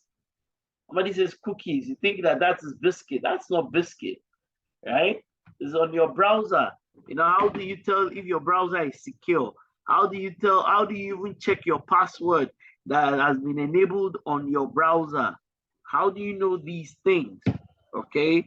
And then of course, email, Outlook, all of us have one email, and how we also use Facebook and Twitter and some of those platforms and all that. And of course, printing, um, printers and all that. So pretty much that's it. I started about 10, about 9:15 to be precise, and I think hopefully I've been able to give a decent background to what exactly is computing. I've also encouraged you to look at this material, and I think I've been able to do justice to this whole conversation. But once again, the most important portion today is this page, that you know everybody that is here.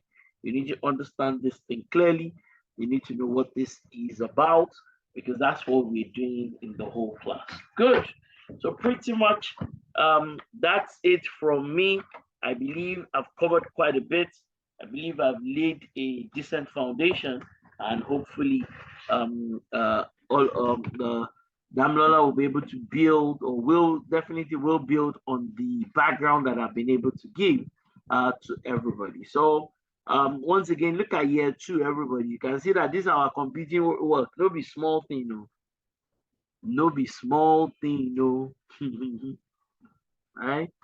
Programming, data management. We're going to try to teach people many things. Data analytics. So what's that? Microsoft has a course that we're going to focus on. It's called Microsoft DA900, I think.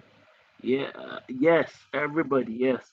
When we get to when we're going to be doing data in year 2, these are the kinds of things.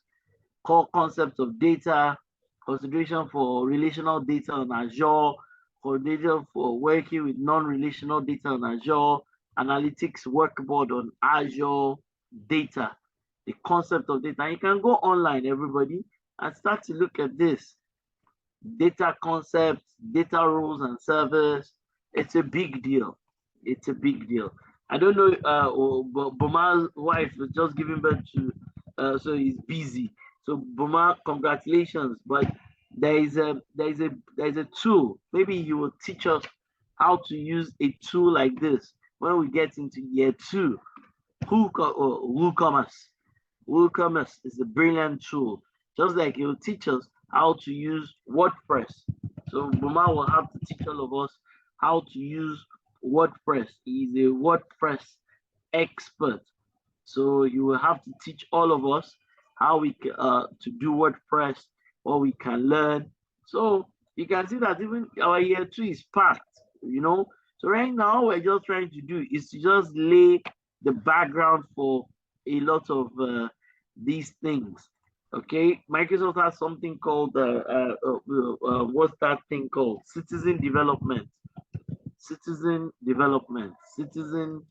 Right? Citizen development means application development for non-technical people. It means application development for non-technical people.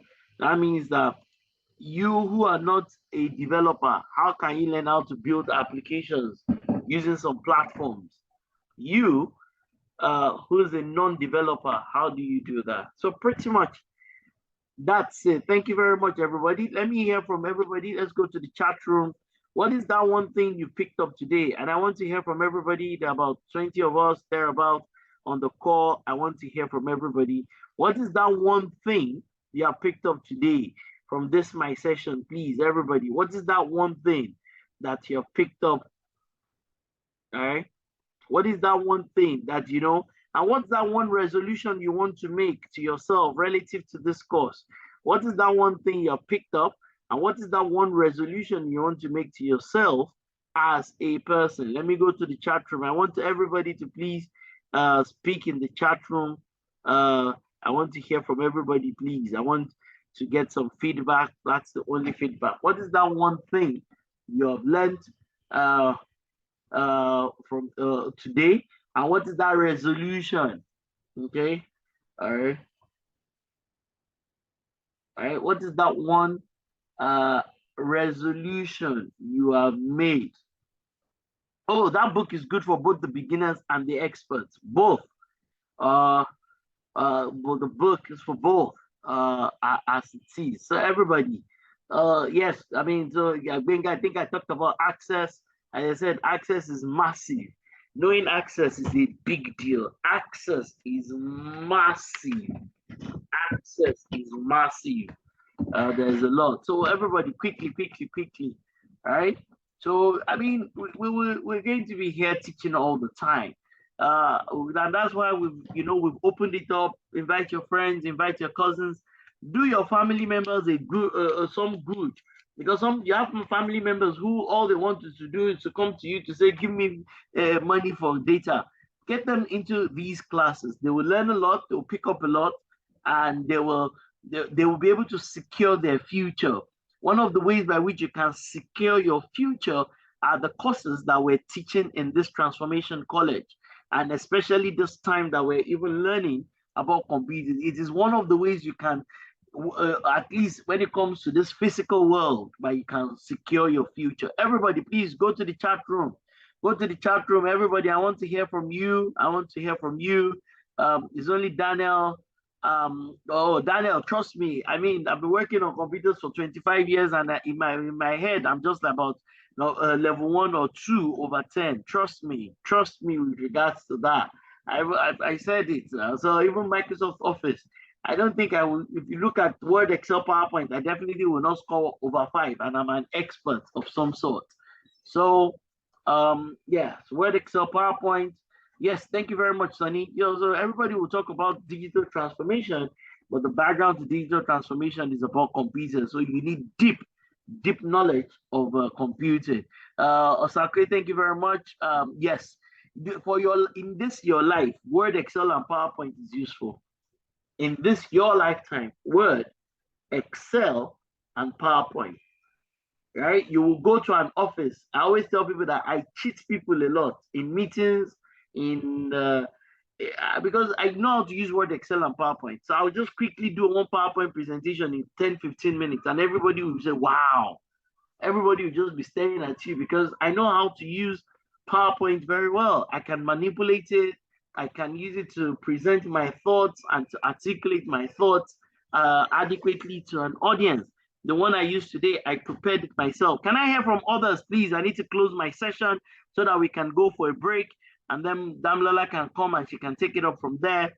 We're going to go for a quick break. So I don't think we're going to go for more than maybe 30 minutes break, and then we'll continue, or maybe 45 minutes, and then we'll continue as it is. So can I hear from others, please? Why is everybody quiet? Please, I want you to come to the chat room. What is that one thing you've taken from this session? What does it open your eyes to? What is the what is the resolution you're making to yourself? Please, I need to close my session very quickly, but I want to get some feedback on those two questions. Please, can I hear from everybody? Can I hear from everybody? Can I hear from Abiodun Damilola? I know the Dele Adigbola.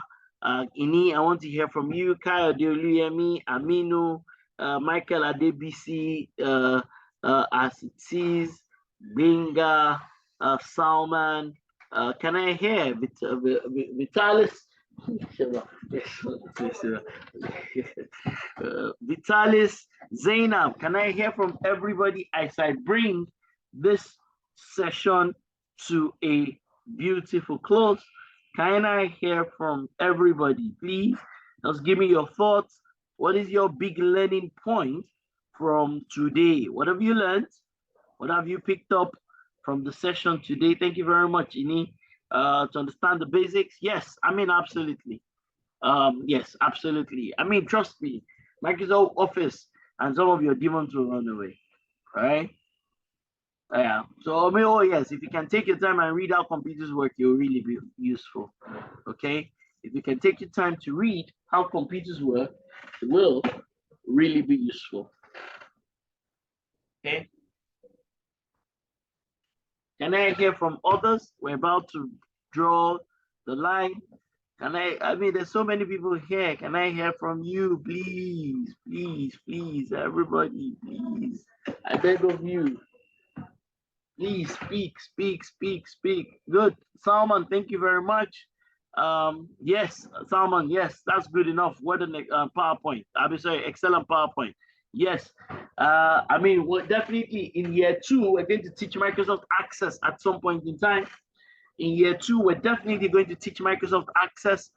Maybe that's the tool we're going to focus on when it comes to the management of data. So in year 2, we're going to get someone like Benga, who is on the call, to teach Microsoft Access. So Benga is going to be teaching.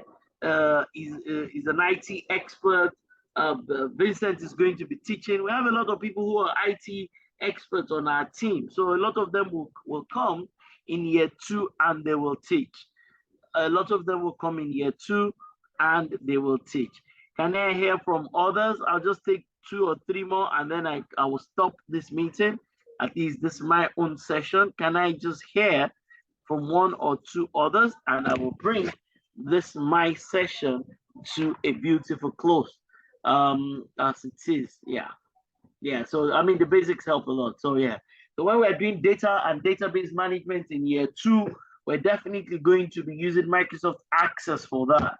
Data and database management in year 2, we're going to be using Microsoft Access a lot. We're going to show you how to build a fully functional application in Microsoft Access. I beg of you, please get computers, get computers. I beg of you, if you know people who can support us as an NGO, please introduce us to them. If you know people who can support us, introduce us to them.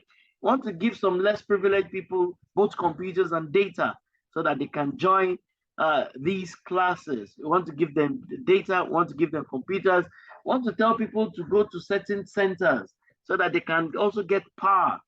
We really want to help because at the end of the day, this is an NGO. We're only trying to support organizations and support Nigeria. Our dream, I mean, will soon be 1 year. I think we started on the 1st of October. We're going to be 1 year. And our dream is that we will focus on export, how Nigerians can build great skills that they can export globally. How Nigerians can build great skills that can be exported globally. That is our dream and that is our desire as it is. So once again, thank you very much, everybody.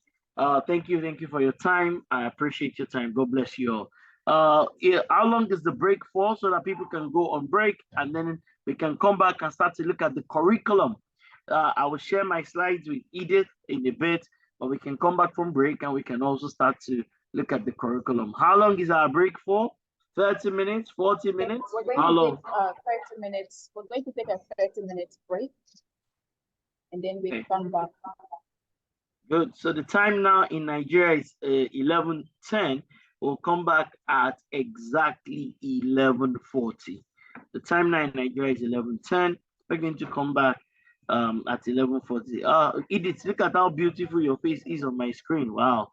Okay. This is nice. Good. All right.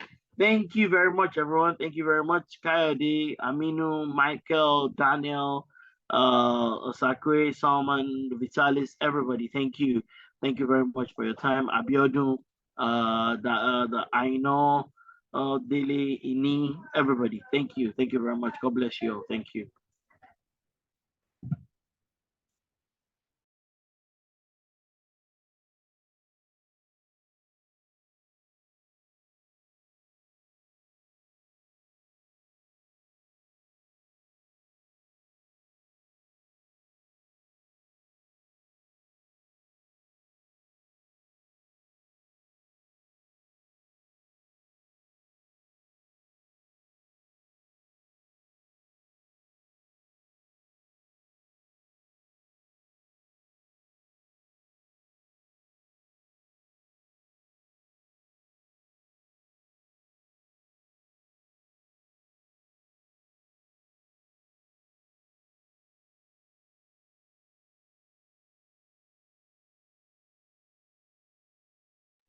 Damilola, please call me. Damilola, please call me. Call me. Damilola, please call Right. me.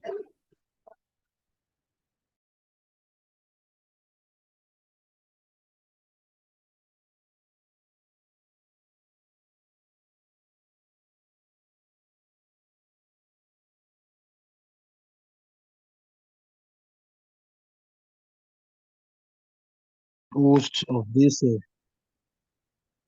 clinic works. I want to say that I will actually use this opportunity to learn, Okay. unlearn, and relearn, and be versatile in whatever I am taught today. Okay. Thank you so much for that beautiful feedback. Thank you so much. Thank you, Osakwe. So without further ado, just move on. So first of all, many thanks to Vitalis, please would you mute your mic? Okay. Thank you. All right, so many thanks to Orlando for laying a very strong foundation as to what computing really entails. I need to bear in mind that this particular course is not just, I don't want to use the word just, it's a foundational course really for you to then build upon basically. So I like the fact that Orlando showed us how that computing is not just about the monitor and the keyboard and the mouse. It's a lot deeper than that. So from this from my session, we would learn from the basics, have the foundational knowledge of what a computer is. So basically, let me move to the next slide so you can see what we expect to learn from. Okay, please hold on. Well, first of all, can you confirm if you can see my screen? Can anyone? We can see your screen. Thank you so much, Edith. So can you see the course goal? The course is designed to actually acquaint everyone on this call with the basic knowledge of computer. So this course is not going to make you start, it's not going to make you a software developer. No. Of course, it will create the basics that you are supposed to build upon. Boss, while speaking, said there are so many professionals, people that are doing like great in their career as it were, but they do not even have the basic understanding of these things. So we are going to look at all of these things together.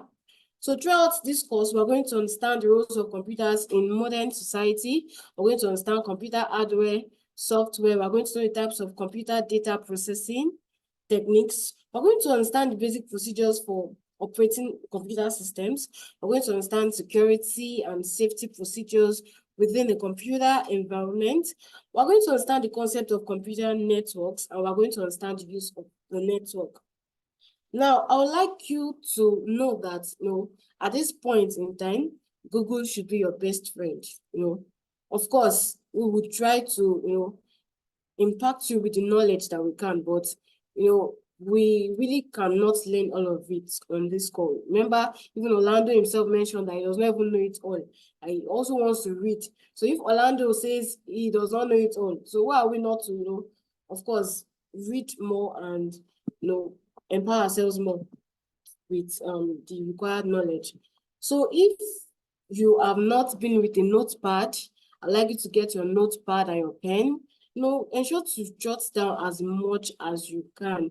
When you jot down, when the slides are being shared, you are able to relate the slide with your jottings. So please don't just listen to this like a podcast or something. Ensure you are taking notes actively. Ensure you are actively listening. No knowledge on this class would be wasted. So we'll be starting with understanding the roles of computers in the modern society. But, really, before you understand the role of something, you need to know what a computer is. So I'd like just one person on the call to unmute and tell us what he or she knows a computer, knows what he or she understands as a computer, basically. So who is going first? Or who would like to volunteer to do that for us? Who would like to do that? So tell us what you think a computer is. I mean, based on everything that Orlando taught us earlier in the class and based on what you had acquired even before this class. So I would like you to tell us what computers are. Anybody? Who is going? Who is going? Oh, nobody wants to answer my question. Please, I really need this class to be as interactive as possible. So can we make it that? That is one way we would get to enjoy the class. Okay, I think I'll just pick somebody. Please unmute your mic if you are speaking. Please ensure you unmute your mic before you speak. All right. Good afternoon, Daniel. Good afternoon. Okay, computer. I think I'll say a computer is an electronic operating device that is used to acquire data and control data. Right. Thank you so much for this beautiful definition. Thank you so much. So yes, he's not wrong. He's not wrong at all. But we are going to look at the definition that has been. Okay, please hold on, somebody. I think I need to stop sharing and share again, please. Pardon me.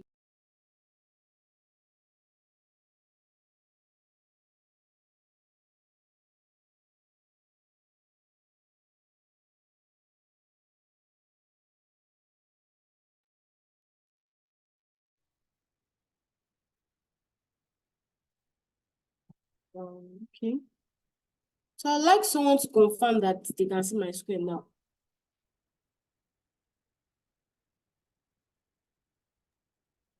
Yes, we can see you. Yes, thank you so much, Edith.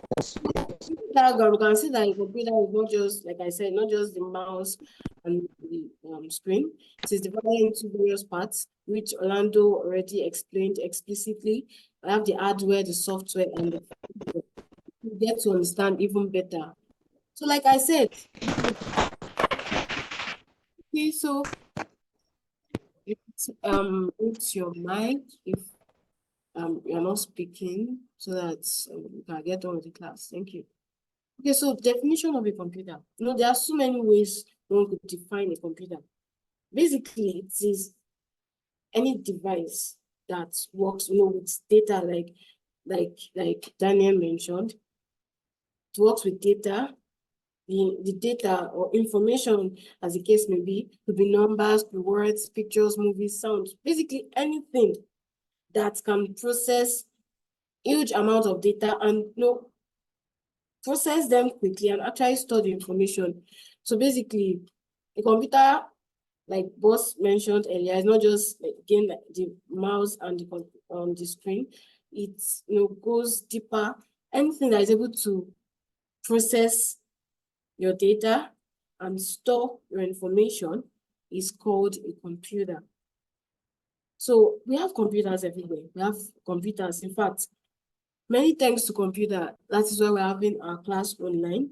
We have computer even inside our phones, in our schools, in our homes. So I'll please hold on.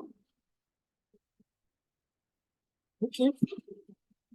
So like Daniel mentioned, it's an electronic device and it follows a set of instructions, which is called the software program.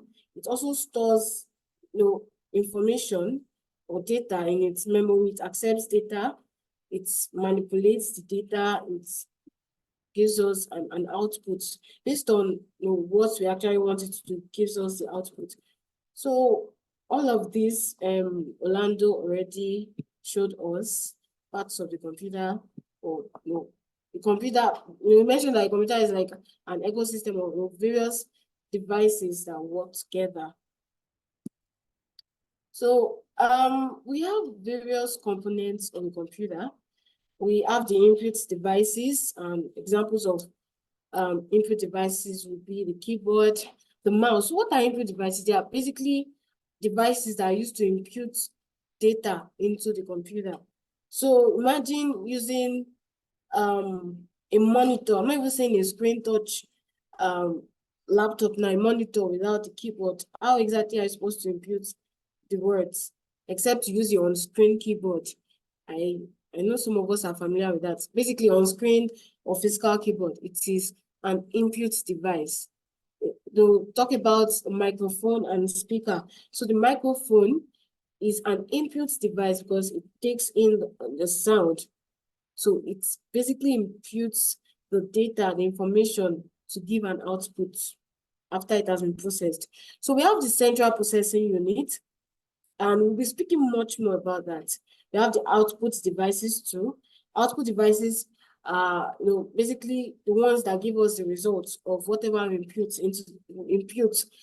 to the computer. Like I mentioned earlier, I said the microphone, you speak into the microphone and the speaker gives the result of what was input. And we have storage devices. Orlando mentioned and explained this also. We have the hard drives, we have the SSD memory modules, which help us to actually keep data.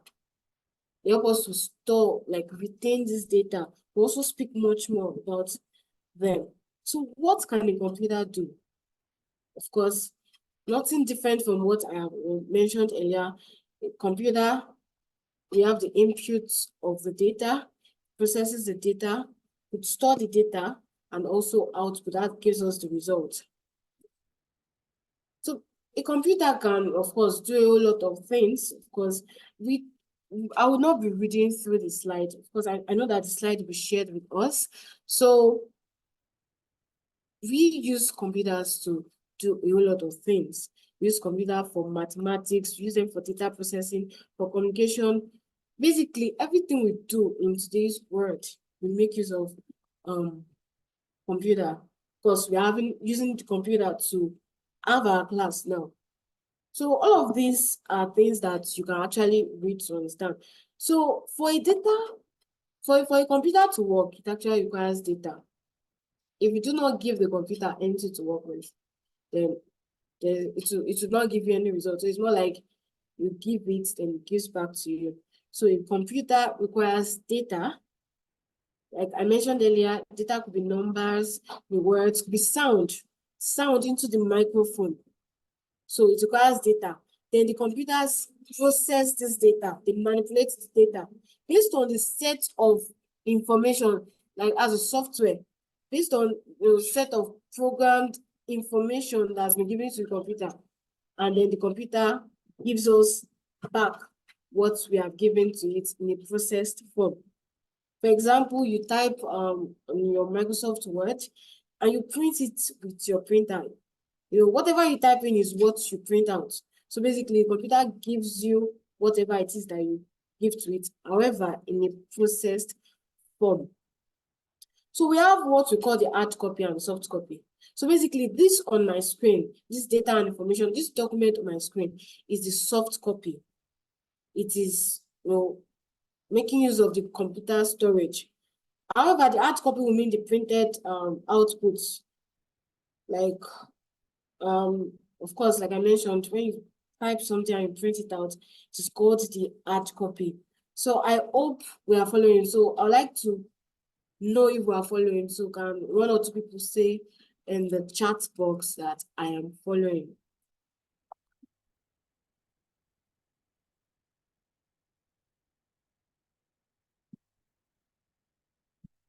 Okay, so I'm expecting response from us. Okay. Thank you. Thank you so much. Thank you so much. Yes, thank you. All right, so I'll just move on. So like I said earlier, a computer must be given a set of instructions, and that's called the computer program or software. So the software tells the computer exactly what to do. Computer is not self-smart. It has to be told what to do. All right, moving on, because we have a whole lot to cover. We use computer at home, we use computer games, we use it to work from home. We use, of course, boss showed us some office applications. He made emphasis on Microsoft Office Suite. So we make use of Microsoft Word, Excel, Access, like you mentioned. All of these are used in offices to make work easier, make work faster, make work more organized.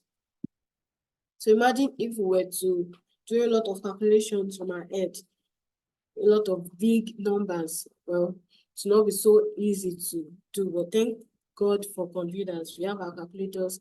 We have calculators even on our phones, which we could just quickly input whatever it is I want to calculate and we'll get the answer. So make use of computer daily. This cannot be overemphasized. Everything in our world, the world of today, we make use of computer every day. In fact, I can say that many of us cannot do without our phones. Many of us will not be able to survive a whole day without our phones. So basically, we use computers for everything. We use computers to make payments. I don't know if anyone remembers the cashless period in Nigeria.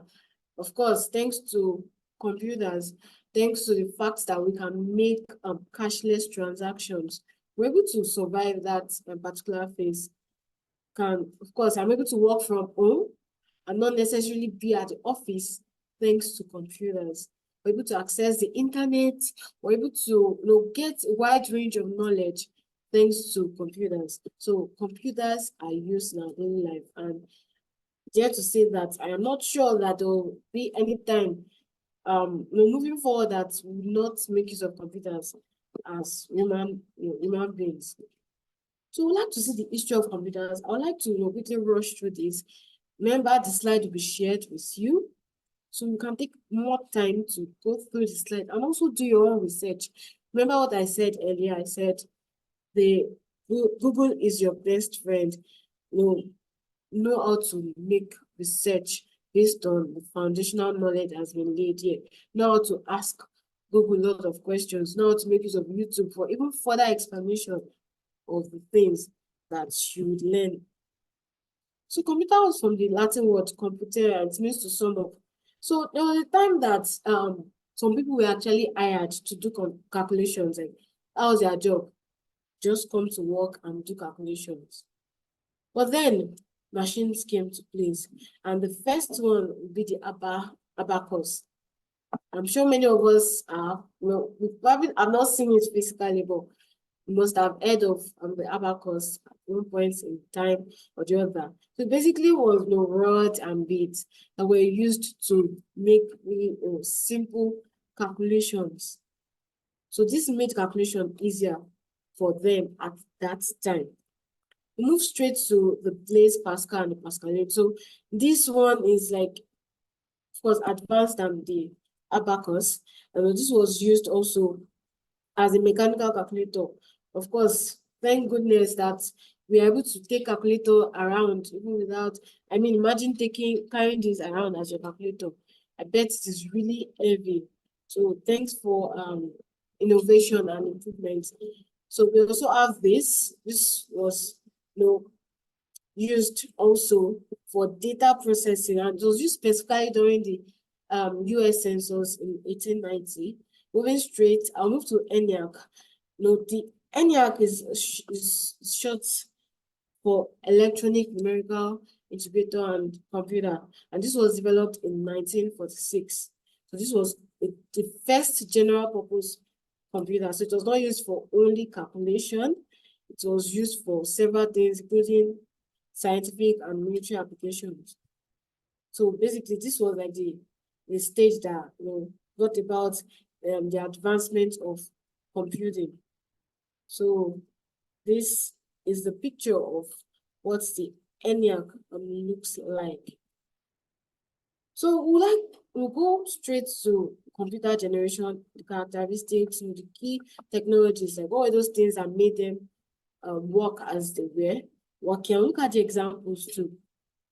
So the first generation computers from the year 1940 to 1956, they made use of vacuum tubes, and they were really large. Like the first generation of computers would take up a whole room. They made use of a lot of electricity and generated a lot of heat. Of course, that would make them even malfunction at various points in time.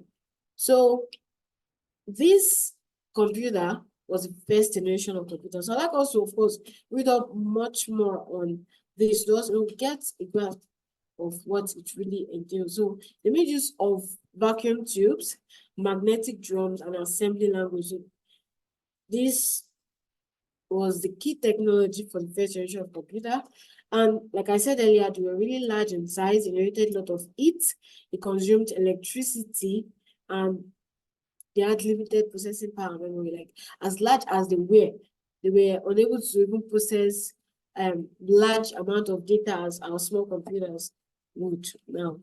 So the second generation, so we have the images of transistors.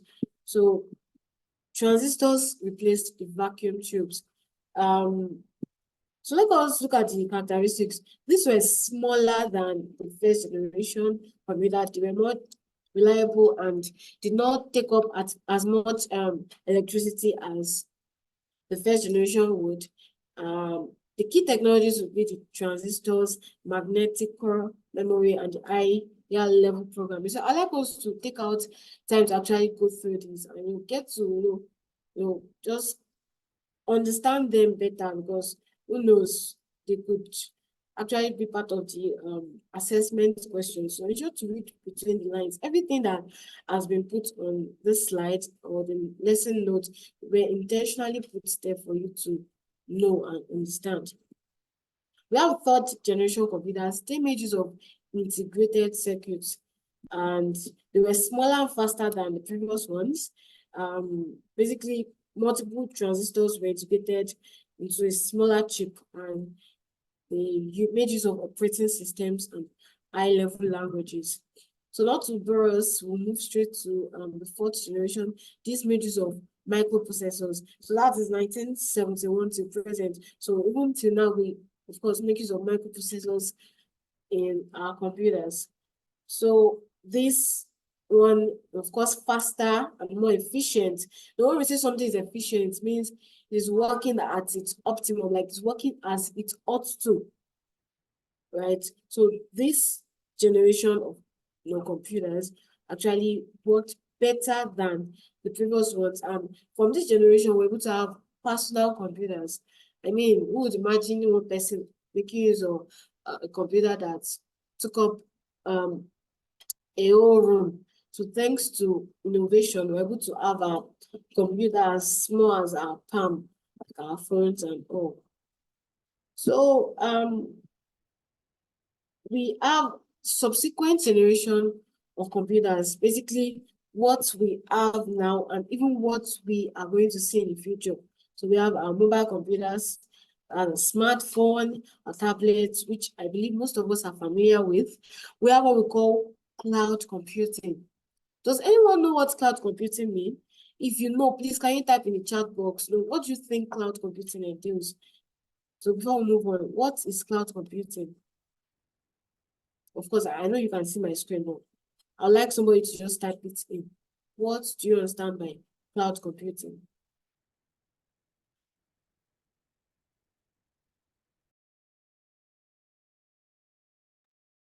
Yes, I'm waiting for our response. Waiting. What's your responses? Please, in the chat. Yes, thank you.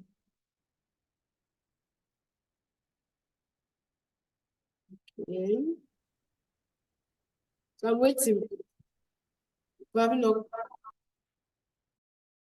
continue the class until I see someone type that, tells me that people are following. So I know I'm not just speaking to myself.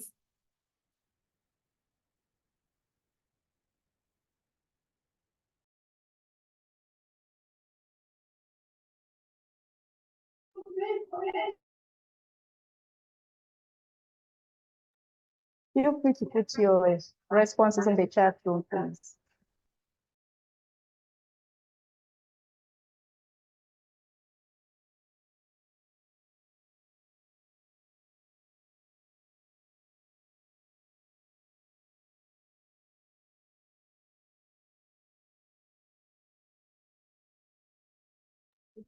Okay, so the question basically is, what do you understand by cloud computing? Like, if the word cloud computing, what do you understand by it? And just type it in the chat box so that every other person can see your response.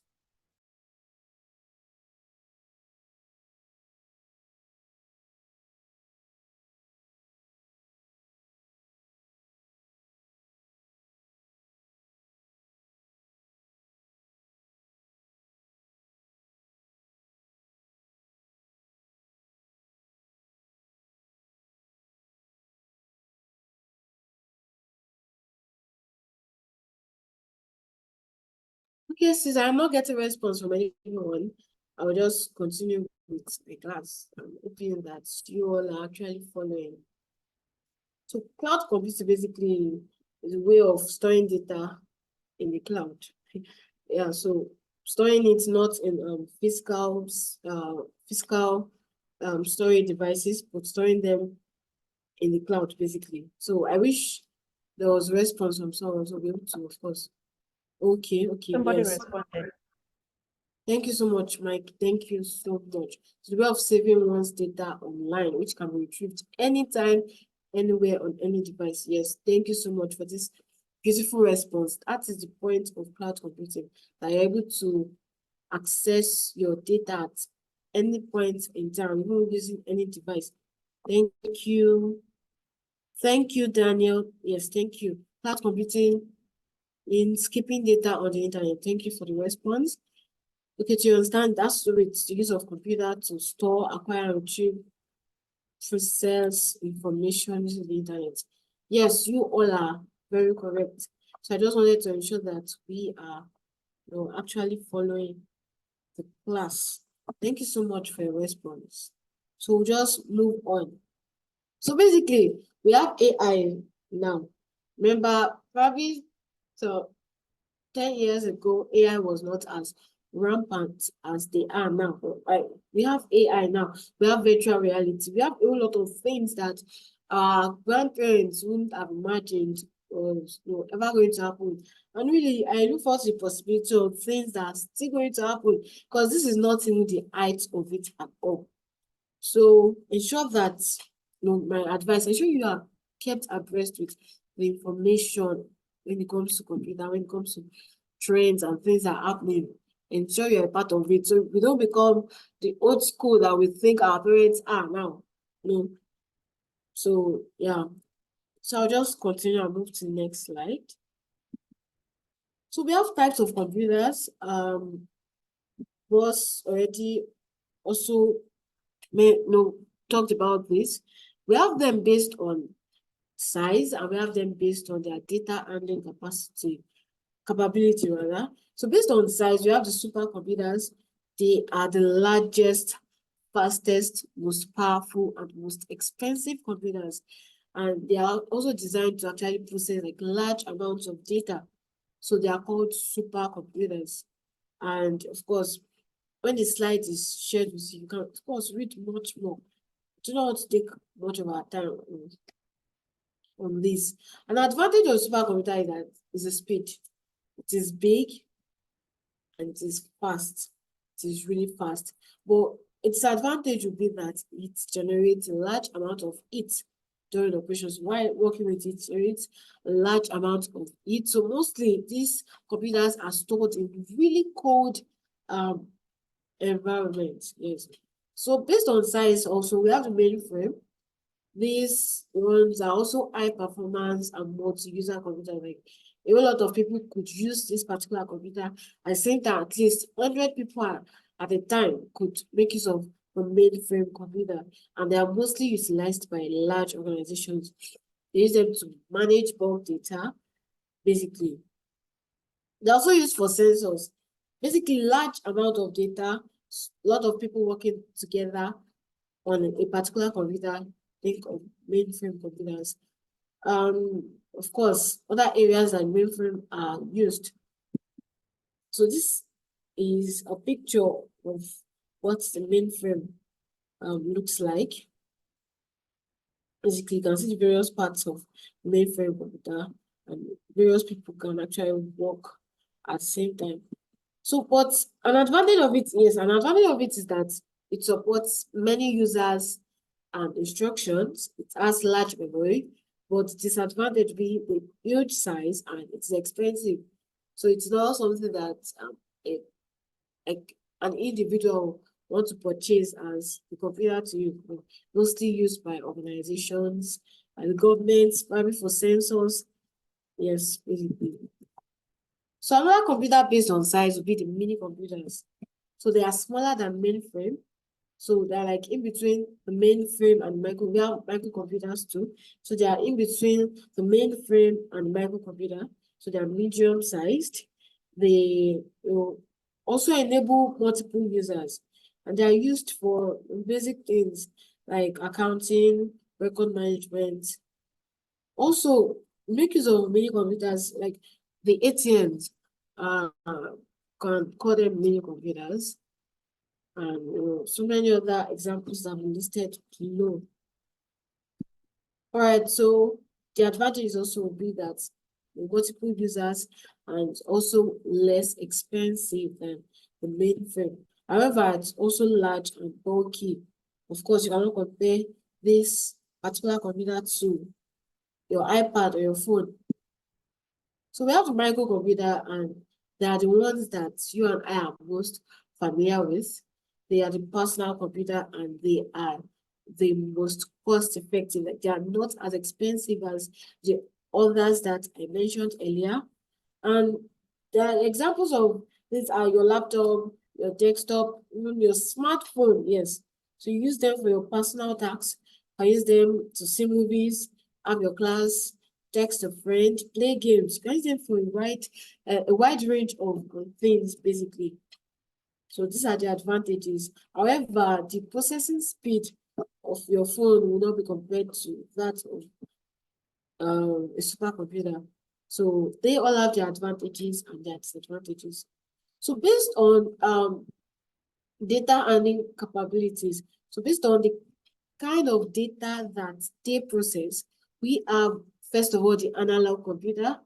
This represents, this processes data in a continuous physical form. So an example of it would be a speedometer, a mercury thermometer, integrators. So basically, I'd like you to actually, read more on it, just to get even a better grasp of these things. So a digital computer, like the opposite of the analog computers, and it represents data using numerical values, basically binary code, that's zeros and ones. So an example of digital computer will be a calculator. As you can see the image of a calculator here. Hold on. You can see this digital thermometer, and I'm sure we all are familiar with this digital wristwatch. So basically, this is what we know as digital computer. Then we have the hybrid. So I'd like someone to type, just one person, the chat box. Now, when you say something is hybrid, what does it mean? Well, maybe not the chat box. You can just unmute yourself and speak. When you say something is hybrid, what does it mean? Anybody?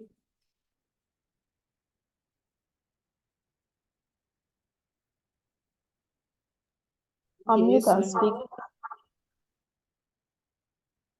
Yes, kindly unmute your mic and speak. We'd like to hear your lovely voice. Please, we'd like to hear your lovely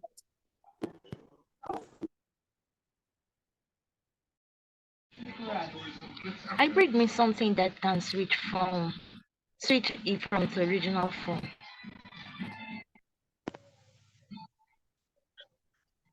Sorry, Yeah. I did get that.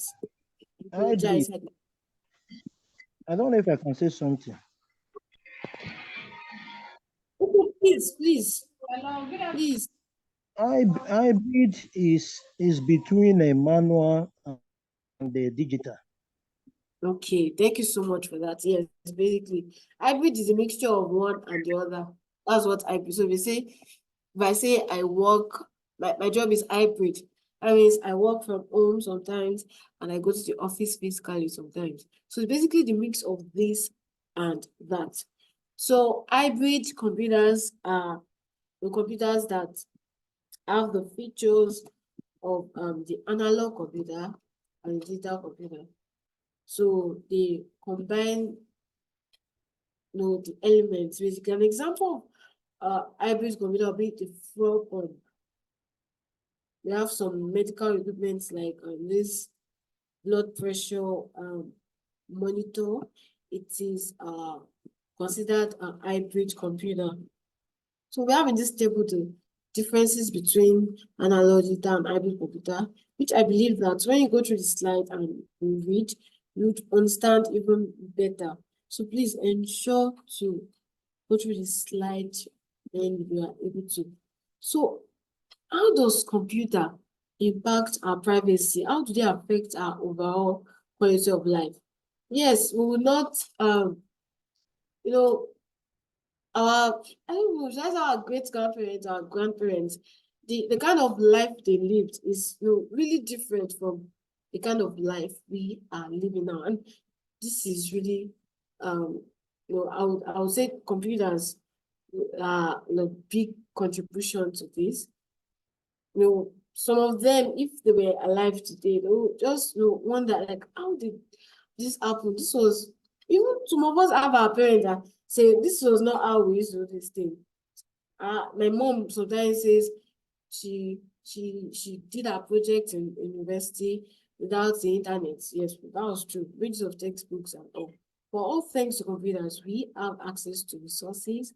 We are able to connect online, despite being at various places, we're able to connect online and communicate and have our class.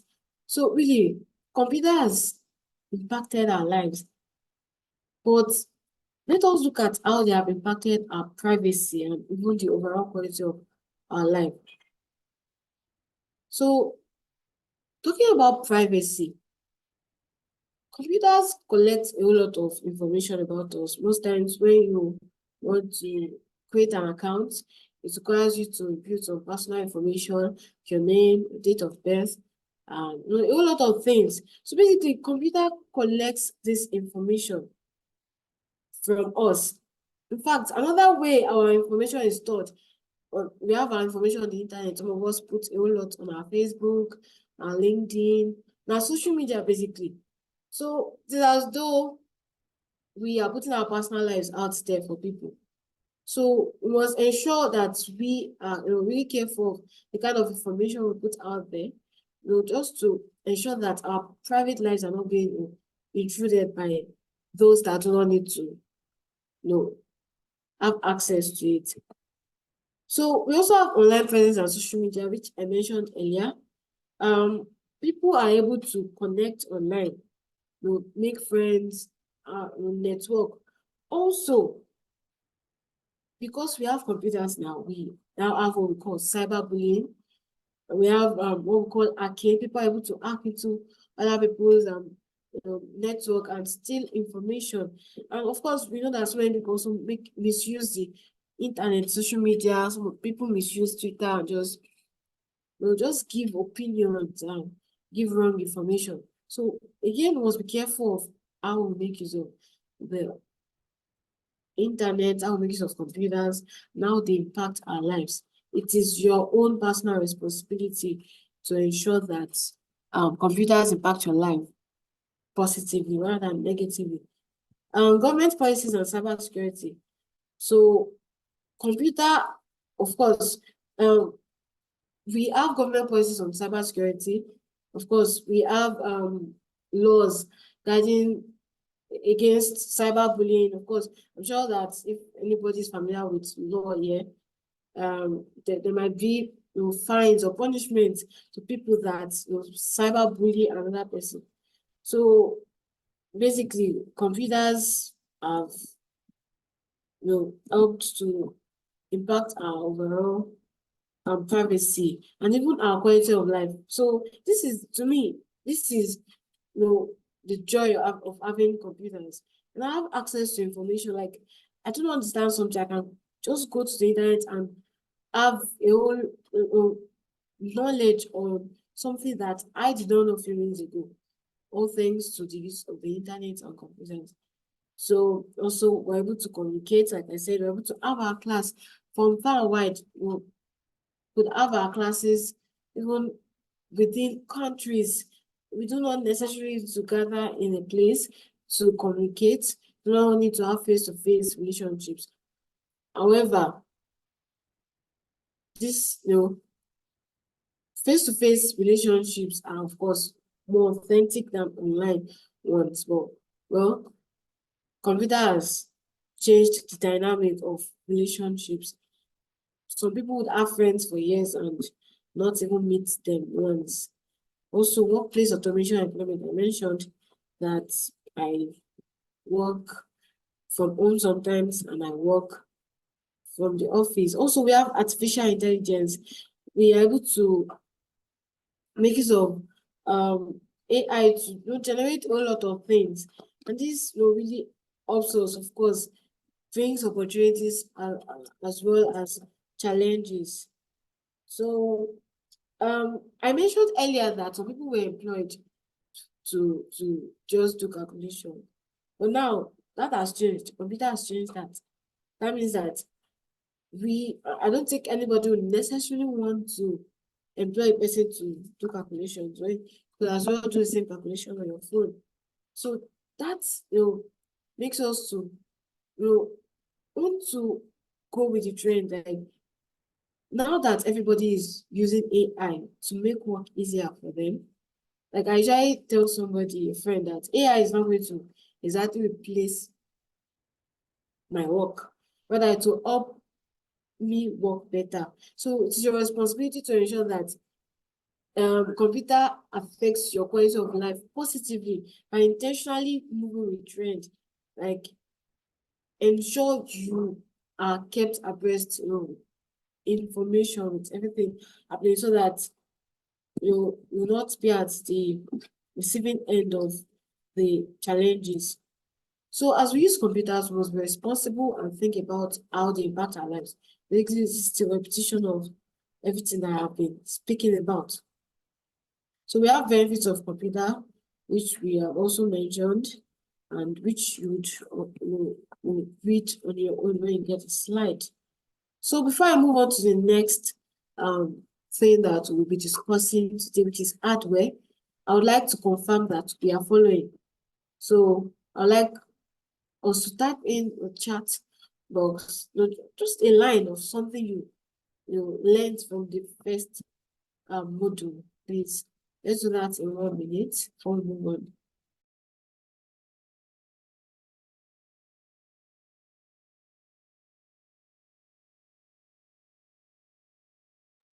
Please ensure you type something in chat box. I'd like to know what you got from the first module of this class.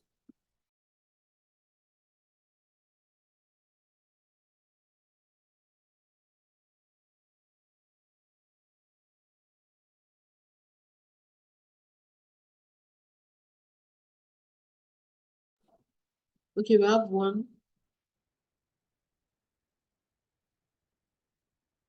Okay, set computer panel. Sorry, Olakunle, I would like to understand further what you mean by computer panel.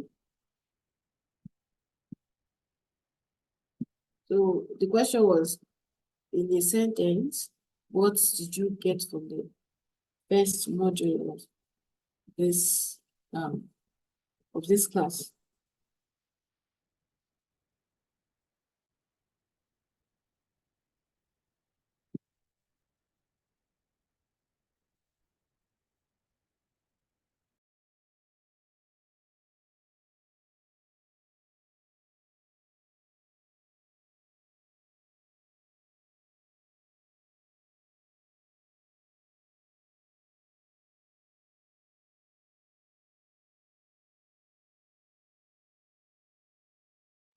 Okay, since somebody is willing to speak, of course, I'm just explaining our response. Okay, chat. Okay, so I said the question is, what did you get from the first module of this class? Before we move on to the next. So while I move on to the next, I'd like to get our responses. Okay, thank you so much, Michael. So I've learned how computers are evolved to the point it is now, which everyone can benefit from. How computer has made things easy. Yes, thank you so much for this, Michael. It's a really beautiful response. Okay, Salman, a computer deals with data. It accepts, processes, and stores data. Thank you so much for this. So I'd like to still get our responses while I move on with the class. So we are going into hardware. So we want to understand the computer hardware components. Okay. moving on. So when we say hardware basically means the physical parts of the computer, parts of the computer that you can touch physically. Or physical part of any technology, basically, that's the hardware. So it is tangible, that is, you can touch it, you can feel it. So it's the physical, the tangible computer equipment, devices that will provide the support for the major functions of the computer. Really, without the hardware, I mean, without the hardware, no, you know how the software was. So make use of the software, we use the hardware. So the hardware, we have the inputs, the processing, which we have spoken about, the output, and we'll speak about secondary storage and communication. So we have various physical components that make up a computer.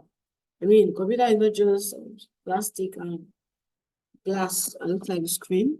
No, there are actually things inside the computer that makes it work the way it is working. It makes it move when you use your arrow, when you use arrow key, that makes the mouse move, really. So we have various parts of the computer, and this image shows us. So of course, I know that many of us don't make use of computer and the monitor and keyboard separately like this, but this is a very good example of what the computer hardware entails. You can see the speaker, you can see the mouse, you can see the monitor, you can see the keyboard and every other part. So we have 5 computer hardware components. Boss spoke explicitly on the motherboard. We have the motherboard, we have the CPU, we have the GPU, we have the RAM, and we have the storage device, which we would speak about quickly. So basically, there is no computer without a motherboard. I mean, the motherboard is basically the life of, I could say it is the life of the computer. If the motherboard is bad, then the computer is not going to function. In fact, it's not functional at all. Has anybody ever had any issue with their motherboard? Maybe the motherboard crashed or it's, maybe a panel burned. You can just signify in the chat box if you have ever encountered any issue with your motherboard. I have, and yeah, so it's not funny at all.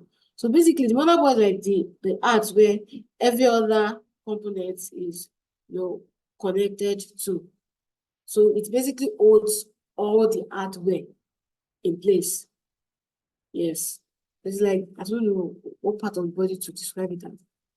It's basically the heart. Yeah, let me call it the heart.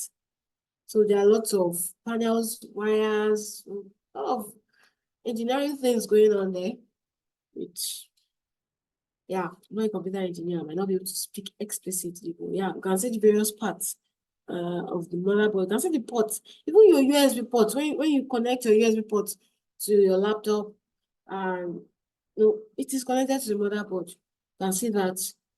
You can see the RAM memory slot, even your modem, everything basically. So motherboard, without the motherboard, you do not have your computer working at all. So we have the CPU. The CPU has a central processing unit. And you can also call it the processor. As I said, the motherboard is the heart. Well, I'll call the CPU the brain. Yes, the CPU is called the brain of the computer. So it is one that solves all the programming, everything, all the runaround that your computer does really. All the programs that are working, the CPU is at the heart of it. So basically, CPU does the processing of your data. Basically, it is the one that does the processing of your data. And okay, so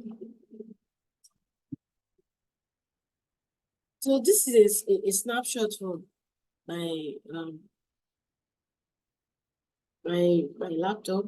I was intending to show something about the graphic. Okay, please hold on. The graphical processing unit. So you can see it. Basically, It's just basically talking about the display graphics as the name entails. Display, and there are various types really, which you can go online to just understand even further. We have the memory of the computer. We have the memory of the computer. We have the RAM and we have the ROM. So let us understand what RAM is. Let's understand what ROM is. So if you are following the class, and anyone give us the full meaning of RAM, another person give us the full meaning of ROM. Let's do that quickly if you are following. So I'll give us 1 minute to do that. We like our responses to ensure that we're following. Just ensure that we are responding. Please. Okay, thank you. Okay, so The ROM, okay. the Yes, ROM is read-only memory. okay. Thank you so much. And do you have any idea what it does? Okay, for the RAM. What did you say? Okay, I think we lost. I think network could okay, thank you so much, Salman, for this. You said RAM is the random access memory. So thank you for your responses. So let's delve into memory. RAM and ROM. So the RAM is the random access memory. Thank you so much, Vitalis, for this. Thank you so much for your response. And basically, this is known as the main memory of the computer. However, it stores temporarily. Like, it does not store forever, like permanent, When you're working, all of the things you're doing, yes, the RAM is in charge of keeping storing the data, the instructions that I've given the computer to work with. But once the computer is turned off, or you do not save what you're working with, then that is it. That is it. Everything just goes. So that is the extent to what the RAM can do. However, the RAM is quite different. That is the read-only memory. This is the memory on the motherboard, and it is also known as permanent memory. So that means you can actually store things on this memory and expect to meet it there. Really. So whether your computer goes off or you stopped working and you just come back to it, you definitely find all of the things that you are working with on your read-only memory. Thank you so much, Moses, for your response. Thank you, Darius. Thank you so much. RAM is read-only memory, yes. RAM is the type of computer memory that can only be read from, not written to, okay? The type of storage that contains data that can be changed or modified. Okay, thank you so much for this response. Thank you. Yeah. So, addition to what he said, so this memory is non-volatile, and yeah, basically same thing that Moses mentioned. So, if you go to the if you go to your computer and go to the control panel, just check the property of your computer. You can get to know the size of your RAM. You can get to know your processor. Like boss mentioned, said there are various generations.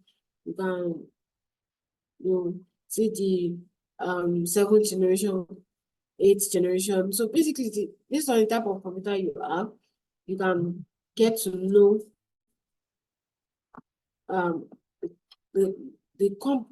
basically, should I say, what your computer entails rather under the property. So when you just go to your control panel, you can get to see all this information about your computer.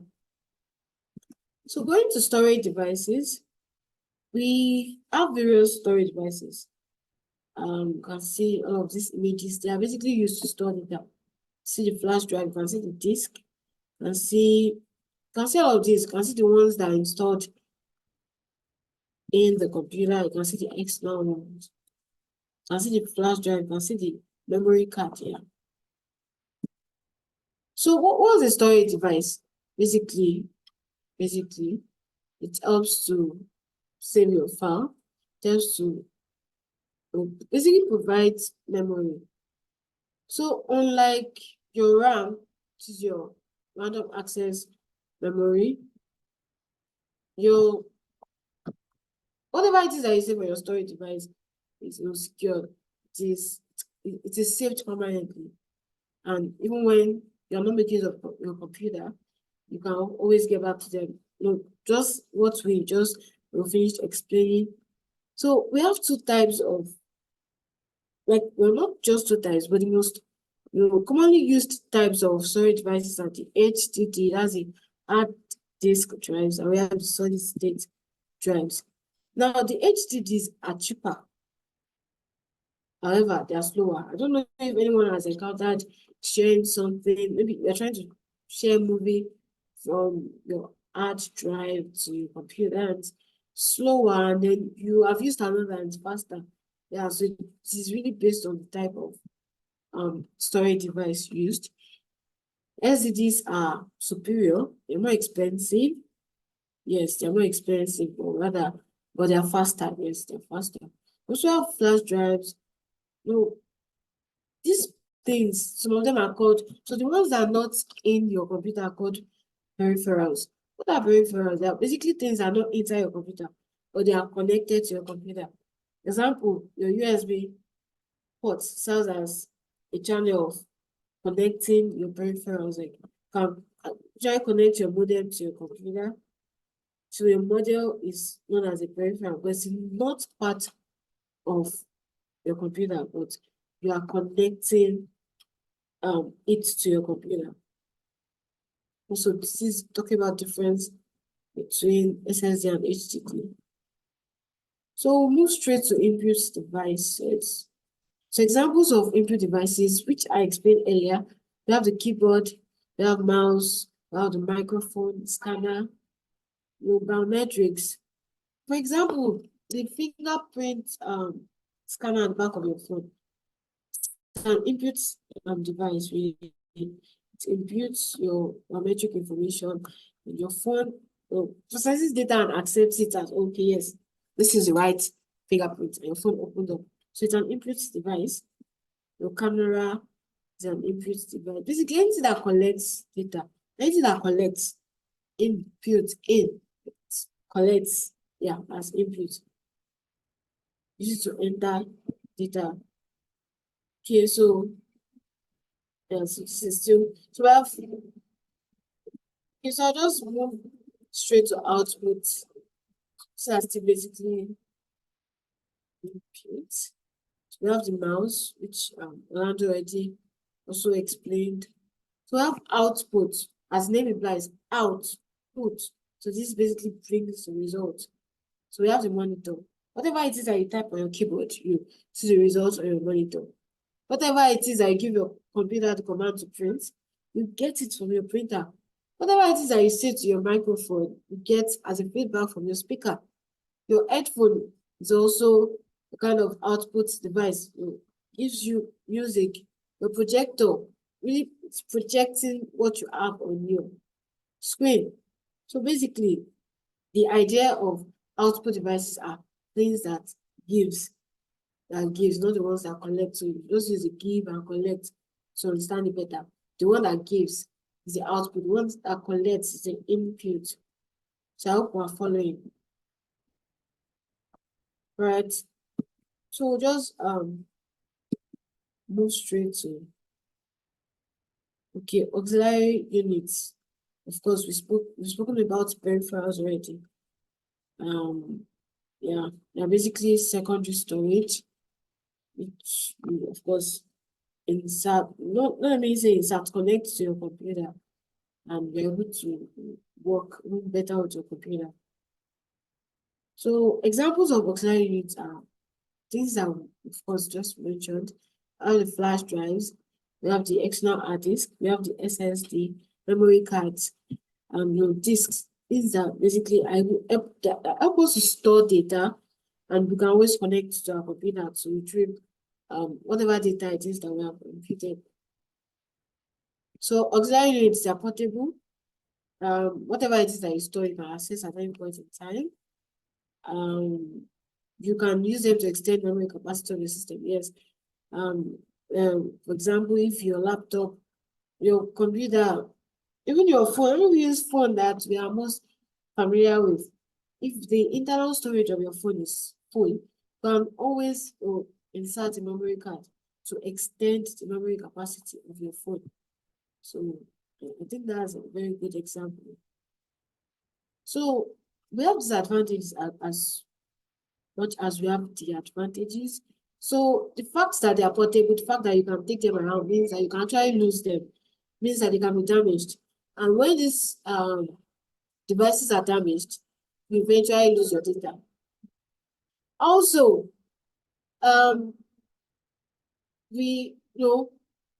viruses can be spread amongst computers through the use of these storage devices, through the use of auxiliary units. I'm sure, at least, if not all, most of us have probably had an experience with virus that we've gotten from a flash drive or whatever.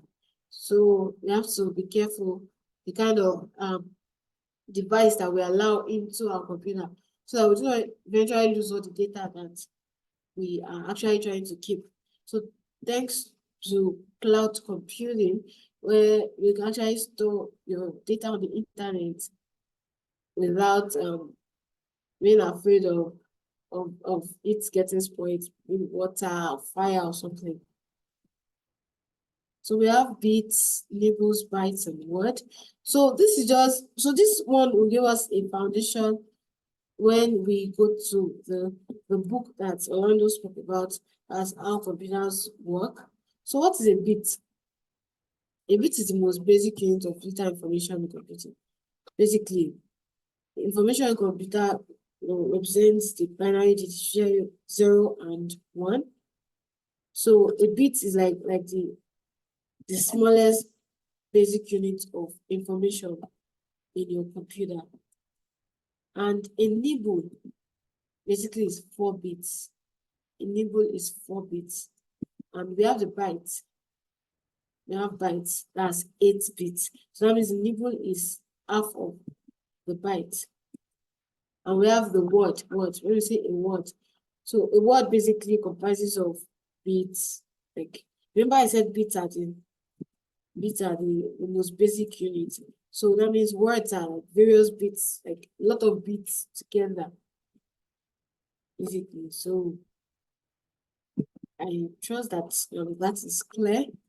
So move straight to storage side. So I want to buy our phones. Say, oh, I want to buy a phone of 12 gig RAM, 65, or just 120. Is it 200? And I don't know what's the highest one we have on phones now. I think, okay, with computer, I know that we have at least we have computers that have at least 1 terabyte. Yes. So we are familiar with kilobytes, megabytes, gigabytes, terabytes. They're basically the storage size. So when you want to store something, when you have a file, a document, it says the size of, when you check your computer, you see the size of the document. You can say, oh, this document is 1 megabyte. Oh, this document is 1 gigabyte. Basically, so it is just used to quantify, to give it quantity, to give quantity to whatever it is that you save on in your storage. So we move straight to computer hardware configuration. Before I move on, please, I'd like to ensure that we are following. So while I'm speaking, I would like us to, of course, type in the chat box. Hey, I am following. I am following. I just really need a response so I can know that I am speaking to people. Thank you. So configuration, when we say want to configure something, basically means you want to set up a place. So when we say hardware configuration, not necessarily a place, means you want to set up we want to set up something when we say configuration. So when we now say hardware configuration, it is basically the process of selecting, installing, and setting up the physical components that make up your computer. Basically,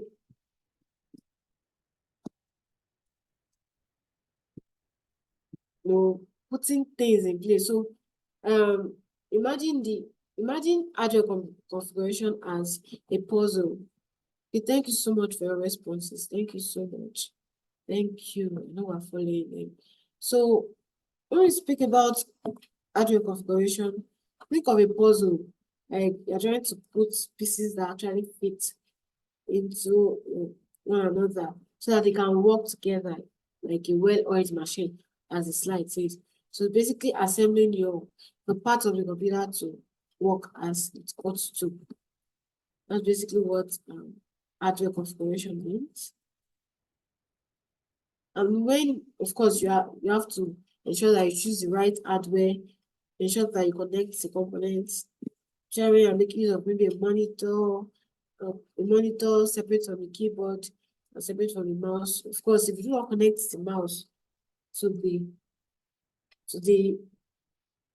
CPU, except you are using the Bluetooth one, if you do not connect your keyboard, you might just keep moving your mouse and you would see no result. So ensure that you connect your components, you configure your BIOS. So your BIOS means the basic input output system, and the UEFI, the Unified Extensible Firmware Interface. I'd like you to actually go on Google to search much more on this, just to have a much more deeper understanding of this. I could ask the question in next class what you understand. So it's like a mini assignment, just many of things that you feel like you have not seen before, not heard before, like just jot them down. There's nothing like doing research on your own. It just helps you to understand whatever the concept is better. So have operating system installation. Of course, towards the end of this class, we'll speak much more on operating systems. Driver installation and update. So drivers basically are the one in between the hardware and the operating system. Like they help your computer work well. So there are times that your computer will say the hardware is outdated, needs to be updated, and maybe your mouse will move properly, or maybe the speaker will just stop working. So that's because the driver is not updated or installed. So basically, the driver helps your computer to work as it ought to. So that's the end of 2.0 as topic 2. And we'll move straight to computer software. Well, again, as my culture is, I like to know that we're following, so we can just type in the chat box what was your takeaway from the topic 2 of this class. So I'll give us like 1 minute to do that.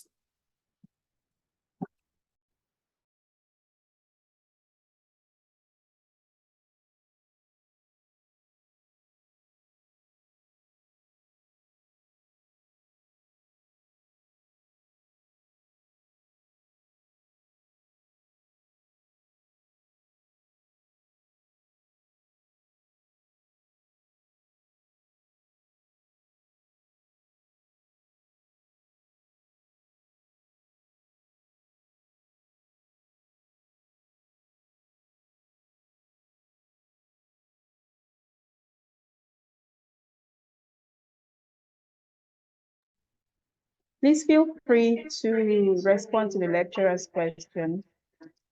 Type in the chat room.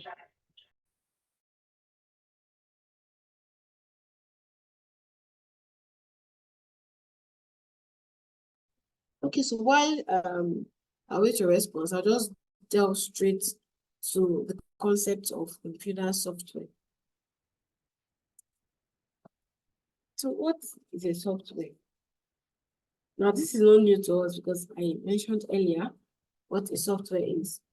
Or maybe not what a software is, but I mentioned that computer cannot just work on its own. It's not like a human that It's not like a human that can decide to do this or do that. It actually works with set of instructions, programs. You have to tell the computer what to do. So in modern computer, software is actually responsible for enabling the hardware to do what it wants to do. You are making use of maybe you want to type in words, but you do not have the software to do that. You don't have Microsoft Word software. You might not be able to do that. That means that makes your keyboard useless, really. So the hardware is dependent on software. The software is dependent on the hardware. So software is a generic term,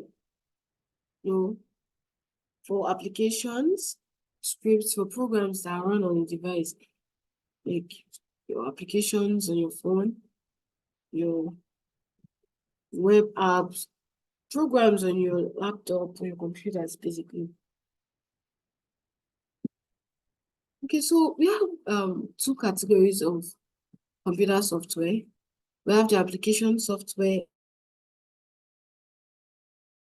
and we have the system software. So let's get to understand what the application software means. So the application software, we call them apps, because if you download that app, oh yeah, I have the app. So it is part of it, our daily language, really. So basically it's specific tasks. And for end users, for you and I, making use of our phones, our computers. So an example of an app on our phone with WhatsApp. Yes, so make use of it for communication, communicate our friends, upload our status, and all. So basically, we use it to perform those tasks. We use it to perform the task of communicating with our friends. We use it to perform the task of video calls. So it serves me. An application serves me as an end user. However, system software provides the platform for other software to run and to interact directly with the hardware of the computer. Now, before we delve into system software, we want to look at examples of application software. Of course, Microsoft Office Suite, which I know is ringing our head. The emphasis that Orlando made on Microsoft Office Suite. I mean, what's an office without Microsoft Office? Like you said, I mean, what's an office without Word, without Excel, without PowerPoint? I mean, what's an office without that? So basically, this is an example of an application software. We have our web browsers. Many of us are familiar with Google Chrome. Some of us make use of Safari. Some of us make use of Firefox. So basically, they are also application software. They enable us to interact with the internet. If we do not have the browsers, I mean, how do we have access to the internet? So we have media players like VLC on our phone or laptop. That's also a software. We have games. So those games that you play on your phone and your laptop, they are also considered software. So the system software acts as the intermediary between the computer hardware and the application software. So let's see the examples of a system software. That's the operating system. So without an operating system, I mean, you cannot even use your computer because the operating system is what the computer runs on, basically. And we have various examples of various operating systems, really. We have Windows, which is what I use right now. We have the Mac operating system. We have the Linux. If you are tilted towards cybersecurity, ethical hacking, and you'd be familiar with Linux. And we have the Android, yeah. And a whole lot more, which we'll still discuss, like I mentioned. Android phones, we have iOS as the okay, so we have device drivers, dimension drivers that they are the ones that enable the operating system to communicate with your hardware.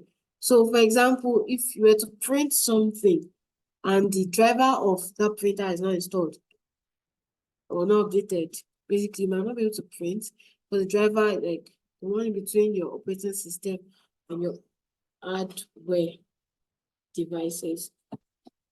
So we have utilities. So these are additional programs that assist in maintaining and managing your computer.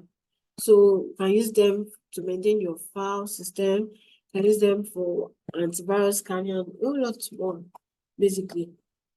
So we have what we call software packages. Basically, a computer package, basically like applications are bundled together. An example is Microsoft Office Suite. Yeah, again, back to Microsoft Office Suite. So when you install the Office Suite, basically comes with everything: Word, Excel, PowerPoint, Access, Power BI, and all. Also have the Google Workspace too. So the Google Workspace also entails basically everything that you might need to work with. You want to process your Word, you want to do some spreadsheet calculation, you want to make presentation slides like this one I'm showing you now. And make use of your Google Workspace, Microsoft Office. So they're like a bundle, basically. Yeah, like they come together as a package. We also have antivirus and security packages. So antivirus, basically antivirus. When something is anti something, that means it is against the thing. So basically, it is against virus. So it's used to protect your computer from malware. Malware means malicious software, basically. So malware protects your computer from viruses and security threats, maybe from person trying to hack. And we have various types. We have Norton, we have Bitdefender, a whole lot really, which I know that many of us might most likely be familiar with. Then we have the graphics design packages. So like as Orlando mentioned, we have the Adobe Creative Cloud. So it entails Photoshop, Illustrator, InDesign, like a whole lot of like a package that comes together, known as the Adobe Creative Cloud. We have CorelDRAW graphics suite. So basically, software packages are like a set of software that come together as like a bundle, basically. We have gaming packages, a web browser, and of course the operating system, which we spoke about. So yes, yeah, we're talking about operating system. I mean, every time people say operating system.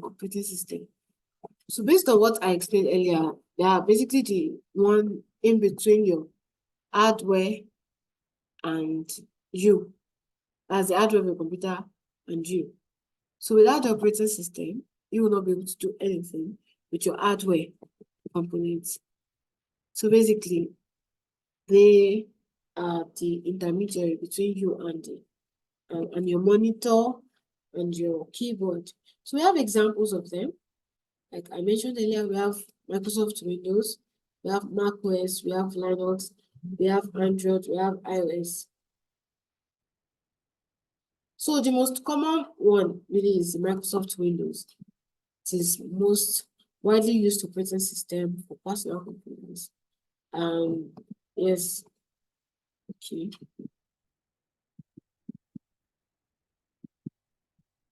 So we want to.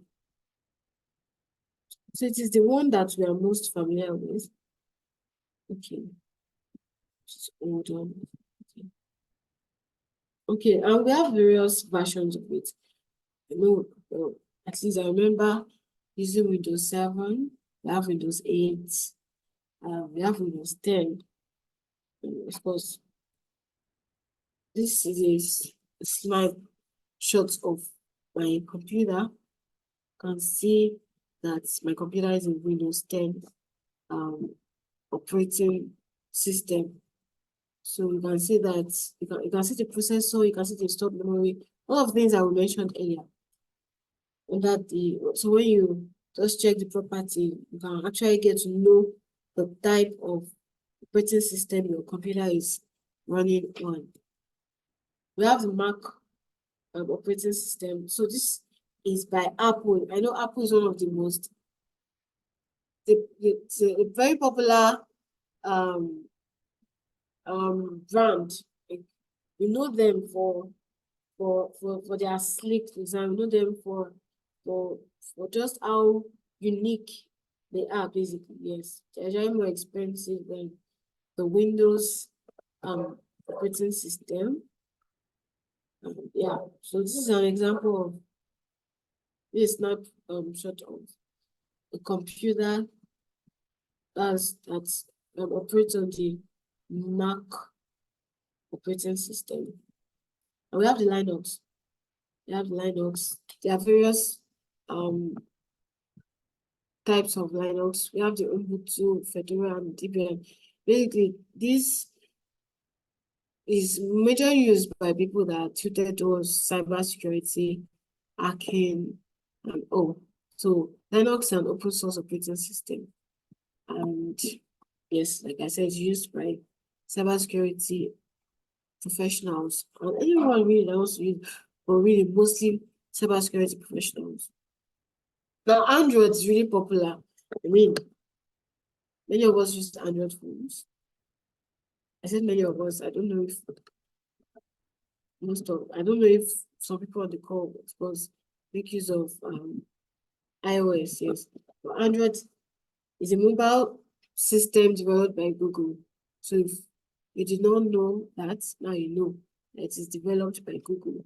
And it is majorly designed for smartphones, for tablets, and other mobile devices. So how would you say a computer, like a laptop, having an Android as its operating system, really? We have the iOS also for your iPhones, iPads. The i's basically, you know that they're operating on the iOS. Okay, we have the Unix. It is powerful operating system. It is mostly, you can relate to it with Linux also. Also used by professionals. So these are the functions of the operating system which we mentioned earlier, which you, of course, can come back to read and understand. These are quite explanatory. So we'll move straight to programming languages.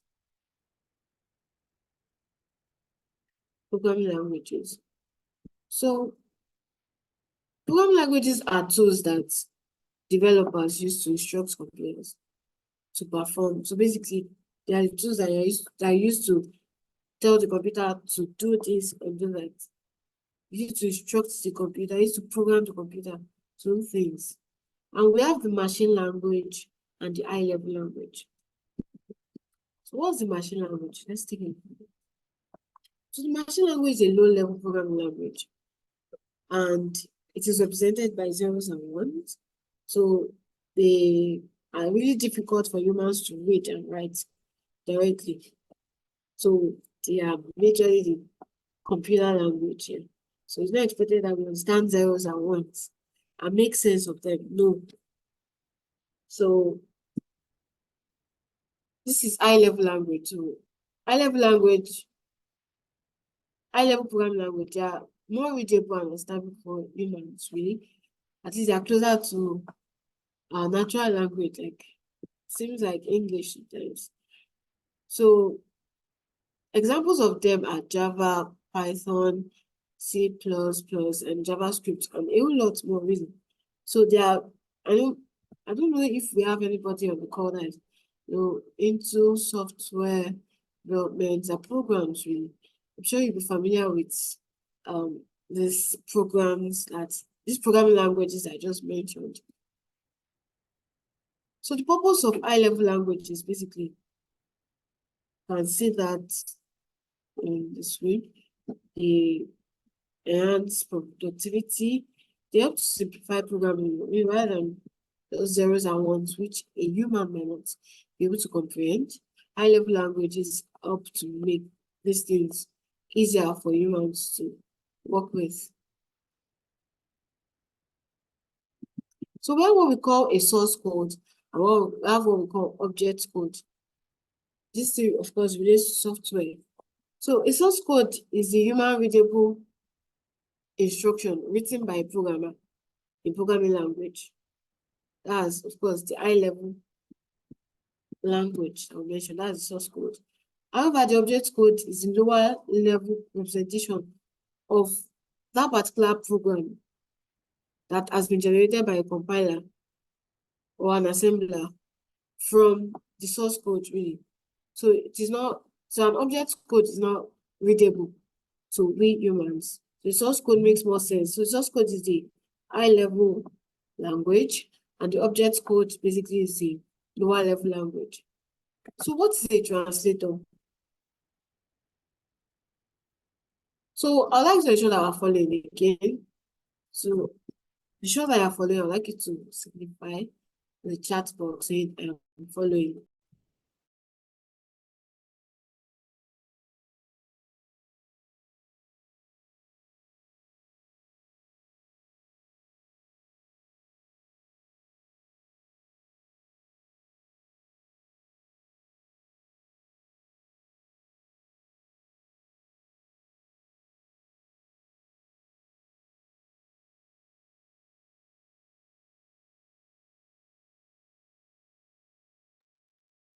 Okay, thank God.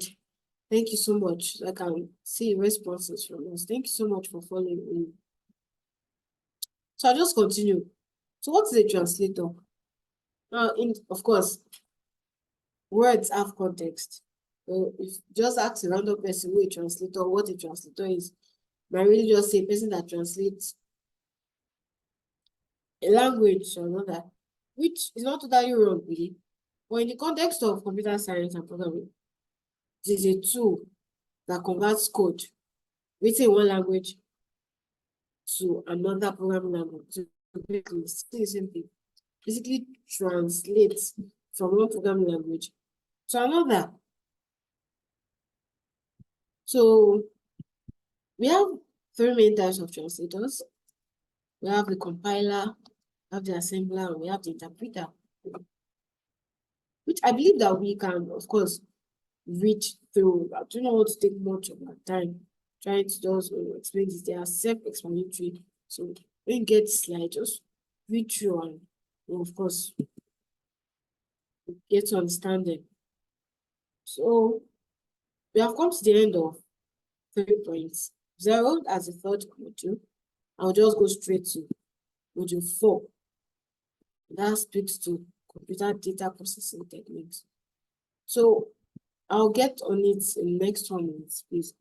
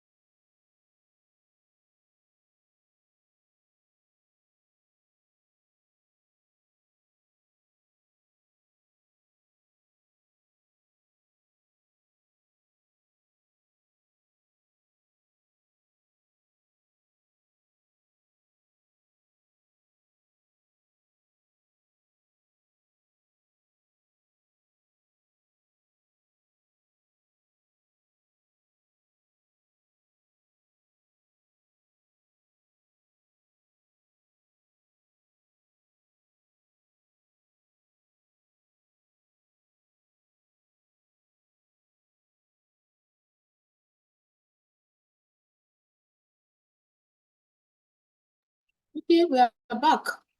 Yeah, so I'll just continue. So speaking about computers, data processing techniques. So let's delve right into it.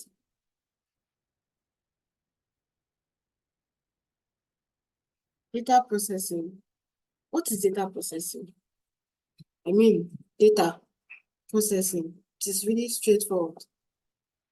Basically, the processing or the manipulating of data. So, but according to this slide, it's a systematic and organized method of manipulating raw data to extract meaningful information.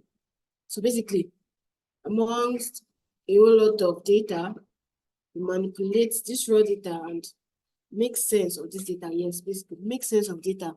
That's what data processing is. And it involves steps. You collect data, enter data, clean, transform, store, retrieve, analyze, and even present them. For example, this particular slide, or even the presentation slide, basically data from various sources that were processed to make sense as they are now. So a lot of steps were taken to ensure that they are presentable to make sense, yes, to us. So data processing can be manual and automated, really, and basically based on how a person is trying to do it. And we process data in various aspects of our lives, really. Offices, businesses process data from their data of their customers, basically all forms of data. In science, data is really useful. Process data in healthcare and process data in technology. So to ensure that you get a very good result, you have to ensure that you process your data properly. Yes. We have various techniques of processing data. We have batch processing, we have real-time processing, distributed system. So what is batch processing? When you say batch, say this is a batch, that means a large number of things at once. So batch processing basically means processing large volume of data all at once. All at once. So basically that's what it means. This enables, this helps this does not take time. This helps to save time. So you are working with a whole lot of data, processing them at the same time.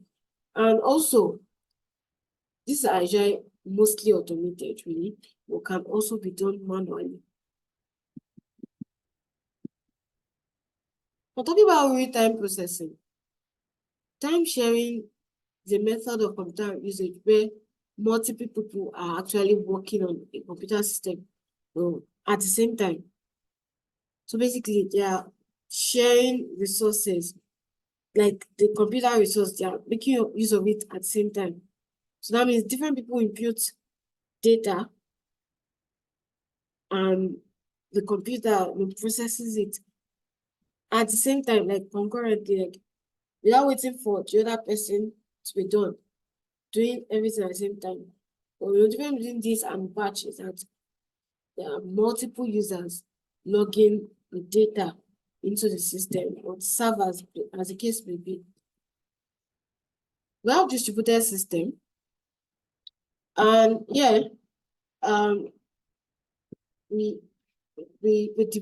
task is basically divided into subtasks, and where one task is independent of the other. However, the results are now like put together. So basically, we call this what's the word now? Division of labor, yeah, as it were, where different subtasks that do not depend on one another get results, then we put them together to get our results. I just really hope that makes sense to us, really. So we have differences which I trust that we are going to go through at our own time. So you can see the differences and see based on various characteristics. Difference. You can see examples of this batch job like payroll processing. Yeah, example is payroll, like paying some companies. I mean, most companies of now, they do not pay staff like make transfer one by one. No, we have a system which pays everyone at the same time.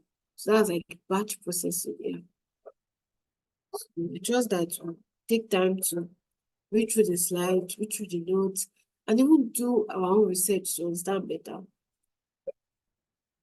So we have what we call multitasking, multi-programming, and multi-processing. So let's get to understand what each of this mean. And that might mean that we come to the end of the class. Yay, I'm so excited about that. So what's multitasking? Basically, I mean, many of us say multitasking. I mean, just as simple as that. I mean, it's doing the same thing and doing different things at the same time. So this is a, in computing, this means that your computer, your CPU basically is carrying out different tasks at the same time. So that means on the same laptop, you could open your Microsoft Word, open your web browser, send an email, have a meeting. Like, you are running all of them concurrently, like they're working at the same time without affecting one another. So that is what multitasking means. So concurrent execution, that means you are doing several things at the same time. You can switch from one task to the other. You can work on multiple things. Everything is really talking about the same thing. That means you are working on different things at the same time. What's multi-programming? This is where multiple programs are loaded into the main memory of the computer. That is, multiple programs basically are being run. In fact, from the name, basically, it's really straightforward. Multi-programming. Multiple programs are being run, are being loaded into your computer. So, you can see the characteristics of multi-programming. See, while one program is waiting for one and the other, as one of the CPU can execute another program. The efficient use of resource. This aims to always keep the CPU busy. That is, they are doing, of course, also, I can also relate it to multitasking in this case, programming. So really, they speak about the same thing. Then we talk about multiprocessing. Again, similar to multitasking, means your CPU really is processing multiple,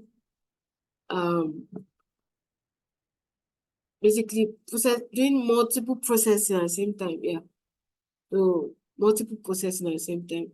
So really, multiple processors work on different tasks simultaneously.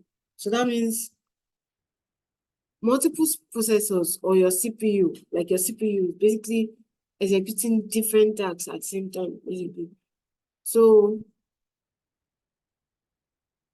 it means that each processor can actually execute tasks independent of the other. Like, they can work at different times without depending on the other, basically. So, in summary, multitasking focuses on concurrent execution of tasks on a single CPU. Multiprogramming aims at keeping your CPU busy. And multiprocessing involves the use of multiple processors, that is, various processors really, without depending on one another. So that is the end of our class for today. We are done with topic 1 to 4, and I must say it has been an amazing time with us here. Thank you so much for your responses. So lastly, my last request, please, I'd like you to just input the chat box. Like, what stood out for you the most in this class? Like, what's that thing that you are so sure that when you sleep and you wake up and they wake you up, like you took away from this class? Like, what was the thing that stood out for you, please? I'd like to have a response. Thank you. Or you might just want to unmute yourself and speak. We'd like to hear your lovely voice. Thank you.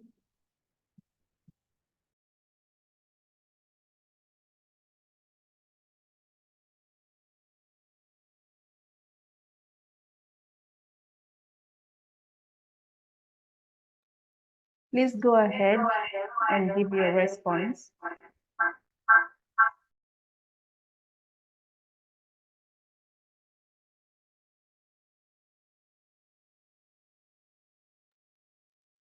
Osakwe.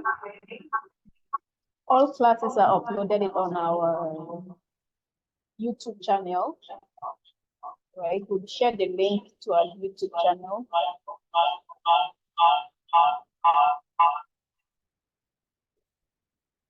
So by Monday, you'll be able to watch the recorded version of this lecture today.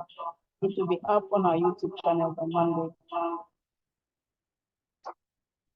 So the lecturer wants to know what stood out for you. What is your take home from today's class? Feel free to respond to that. You can unmute yourself and speak, or you can put your response in the chat room.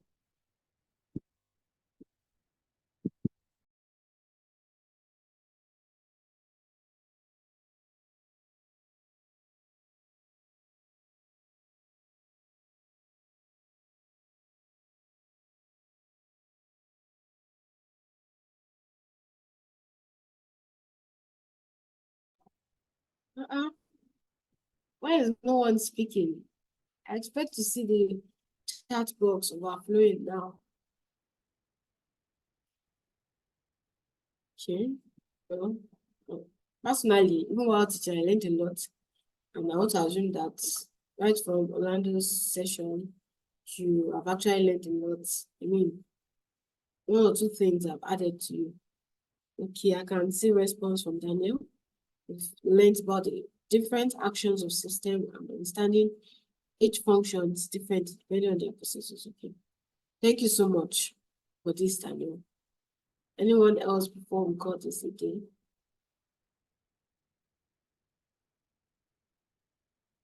Yeah, I want to believe that that pass type, so I'll just wait for them and read the responses. Thank you so much, everybody, for having me. I trust that you learned one or two things. Okay, thank you so much, Michael. Please, I've learned a lot from having more knowledge on hardware and getting the basics on what software entails. Dario says he learned from data processing. Well, thank you so much for this beautiful responses. Remember, please, this is just like the foundation. We need to, of course, do more work of personally researching, personally going to the internet, Google, search much more. Okay, what's the process? I want to understand. But thankfully, that book tells us how many of these things work. So please, everything that Orlando mentioned from this, from his slide, and even the textbook. Textbook is from beginner to professional. Like anyone really can understand it. So please ensure you take good advantage of these things. Please, begging. Do not just take it for granted, yes, basically. So ensure that you take good advantage of this free opportunity, really. Thank you so much, Salman says, I understand the components of computer system. Thank you so much for this response. Thank you so much, Edith, for having me. Thank you, Mercy. Thank you, Transmission College. So a nice time here. So I hope that we will have a better and more interactive class in our next class. Thank you so much, everybody. All Cheers. right. Thank you so much, Damilola. It's been a beautiful time with you. All right, so I believe everybody will agree with me. That was from boss down to you. It's been a very insightful one. Thank you once again. So a few announcements to all of our students. Okay. A very quick one. Please, if you are still owing acceptance fee, do well to do so. Exams is just by the corner, and believe me sincerely, you might not be allowed to take your exams, or the link might not be sent to you and will not be sent to the group.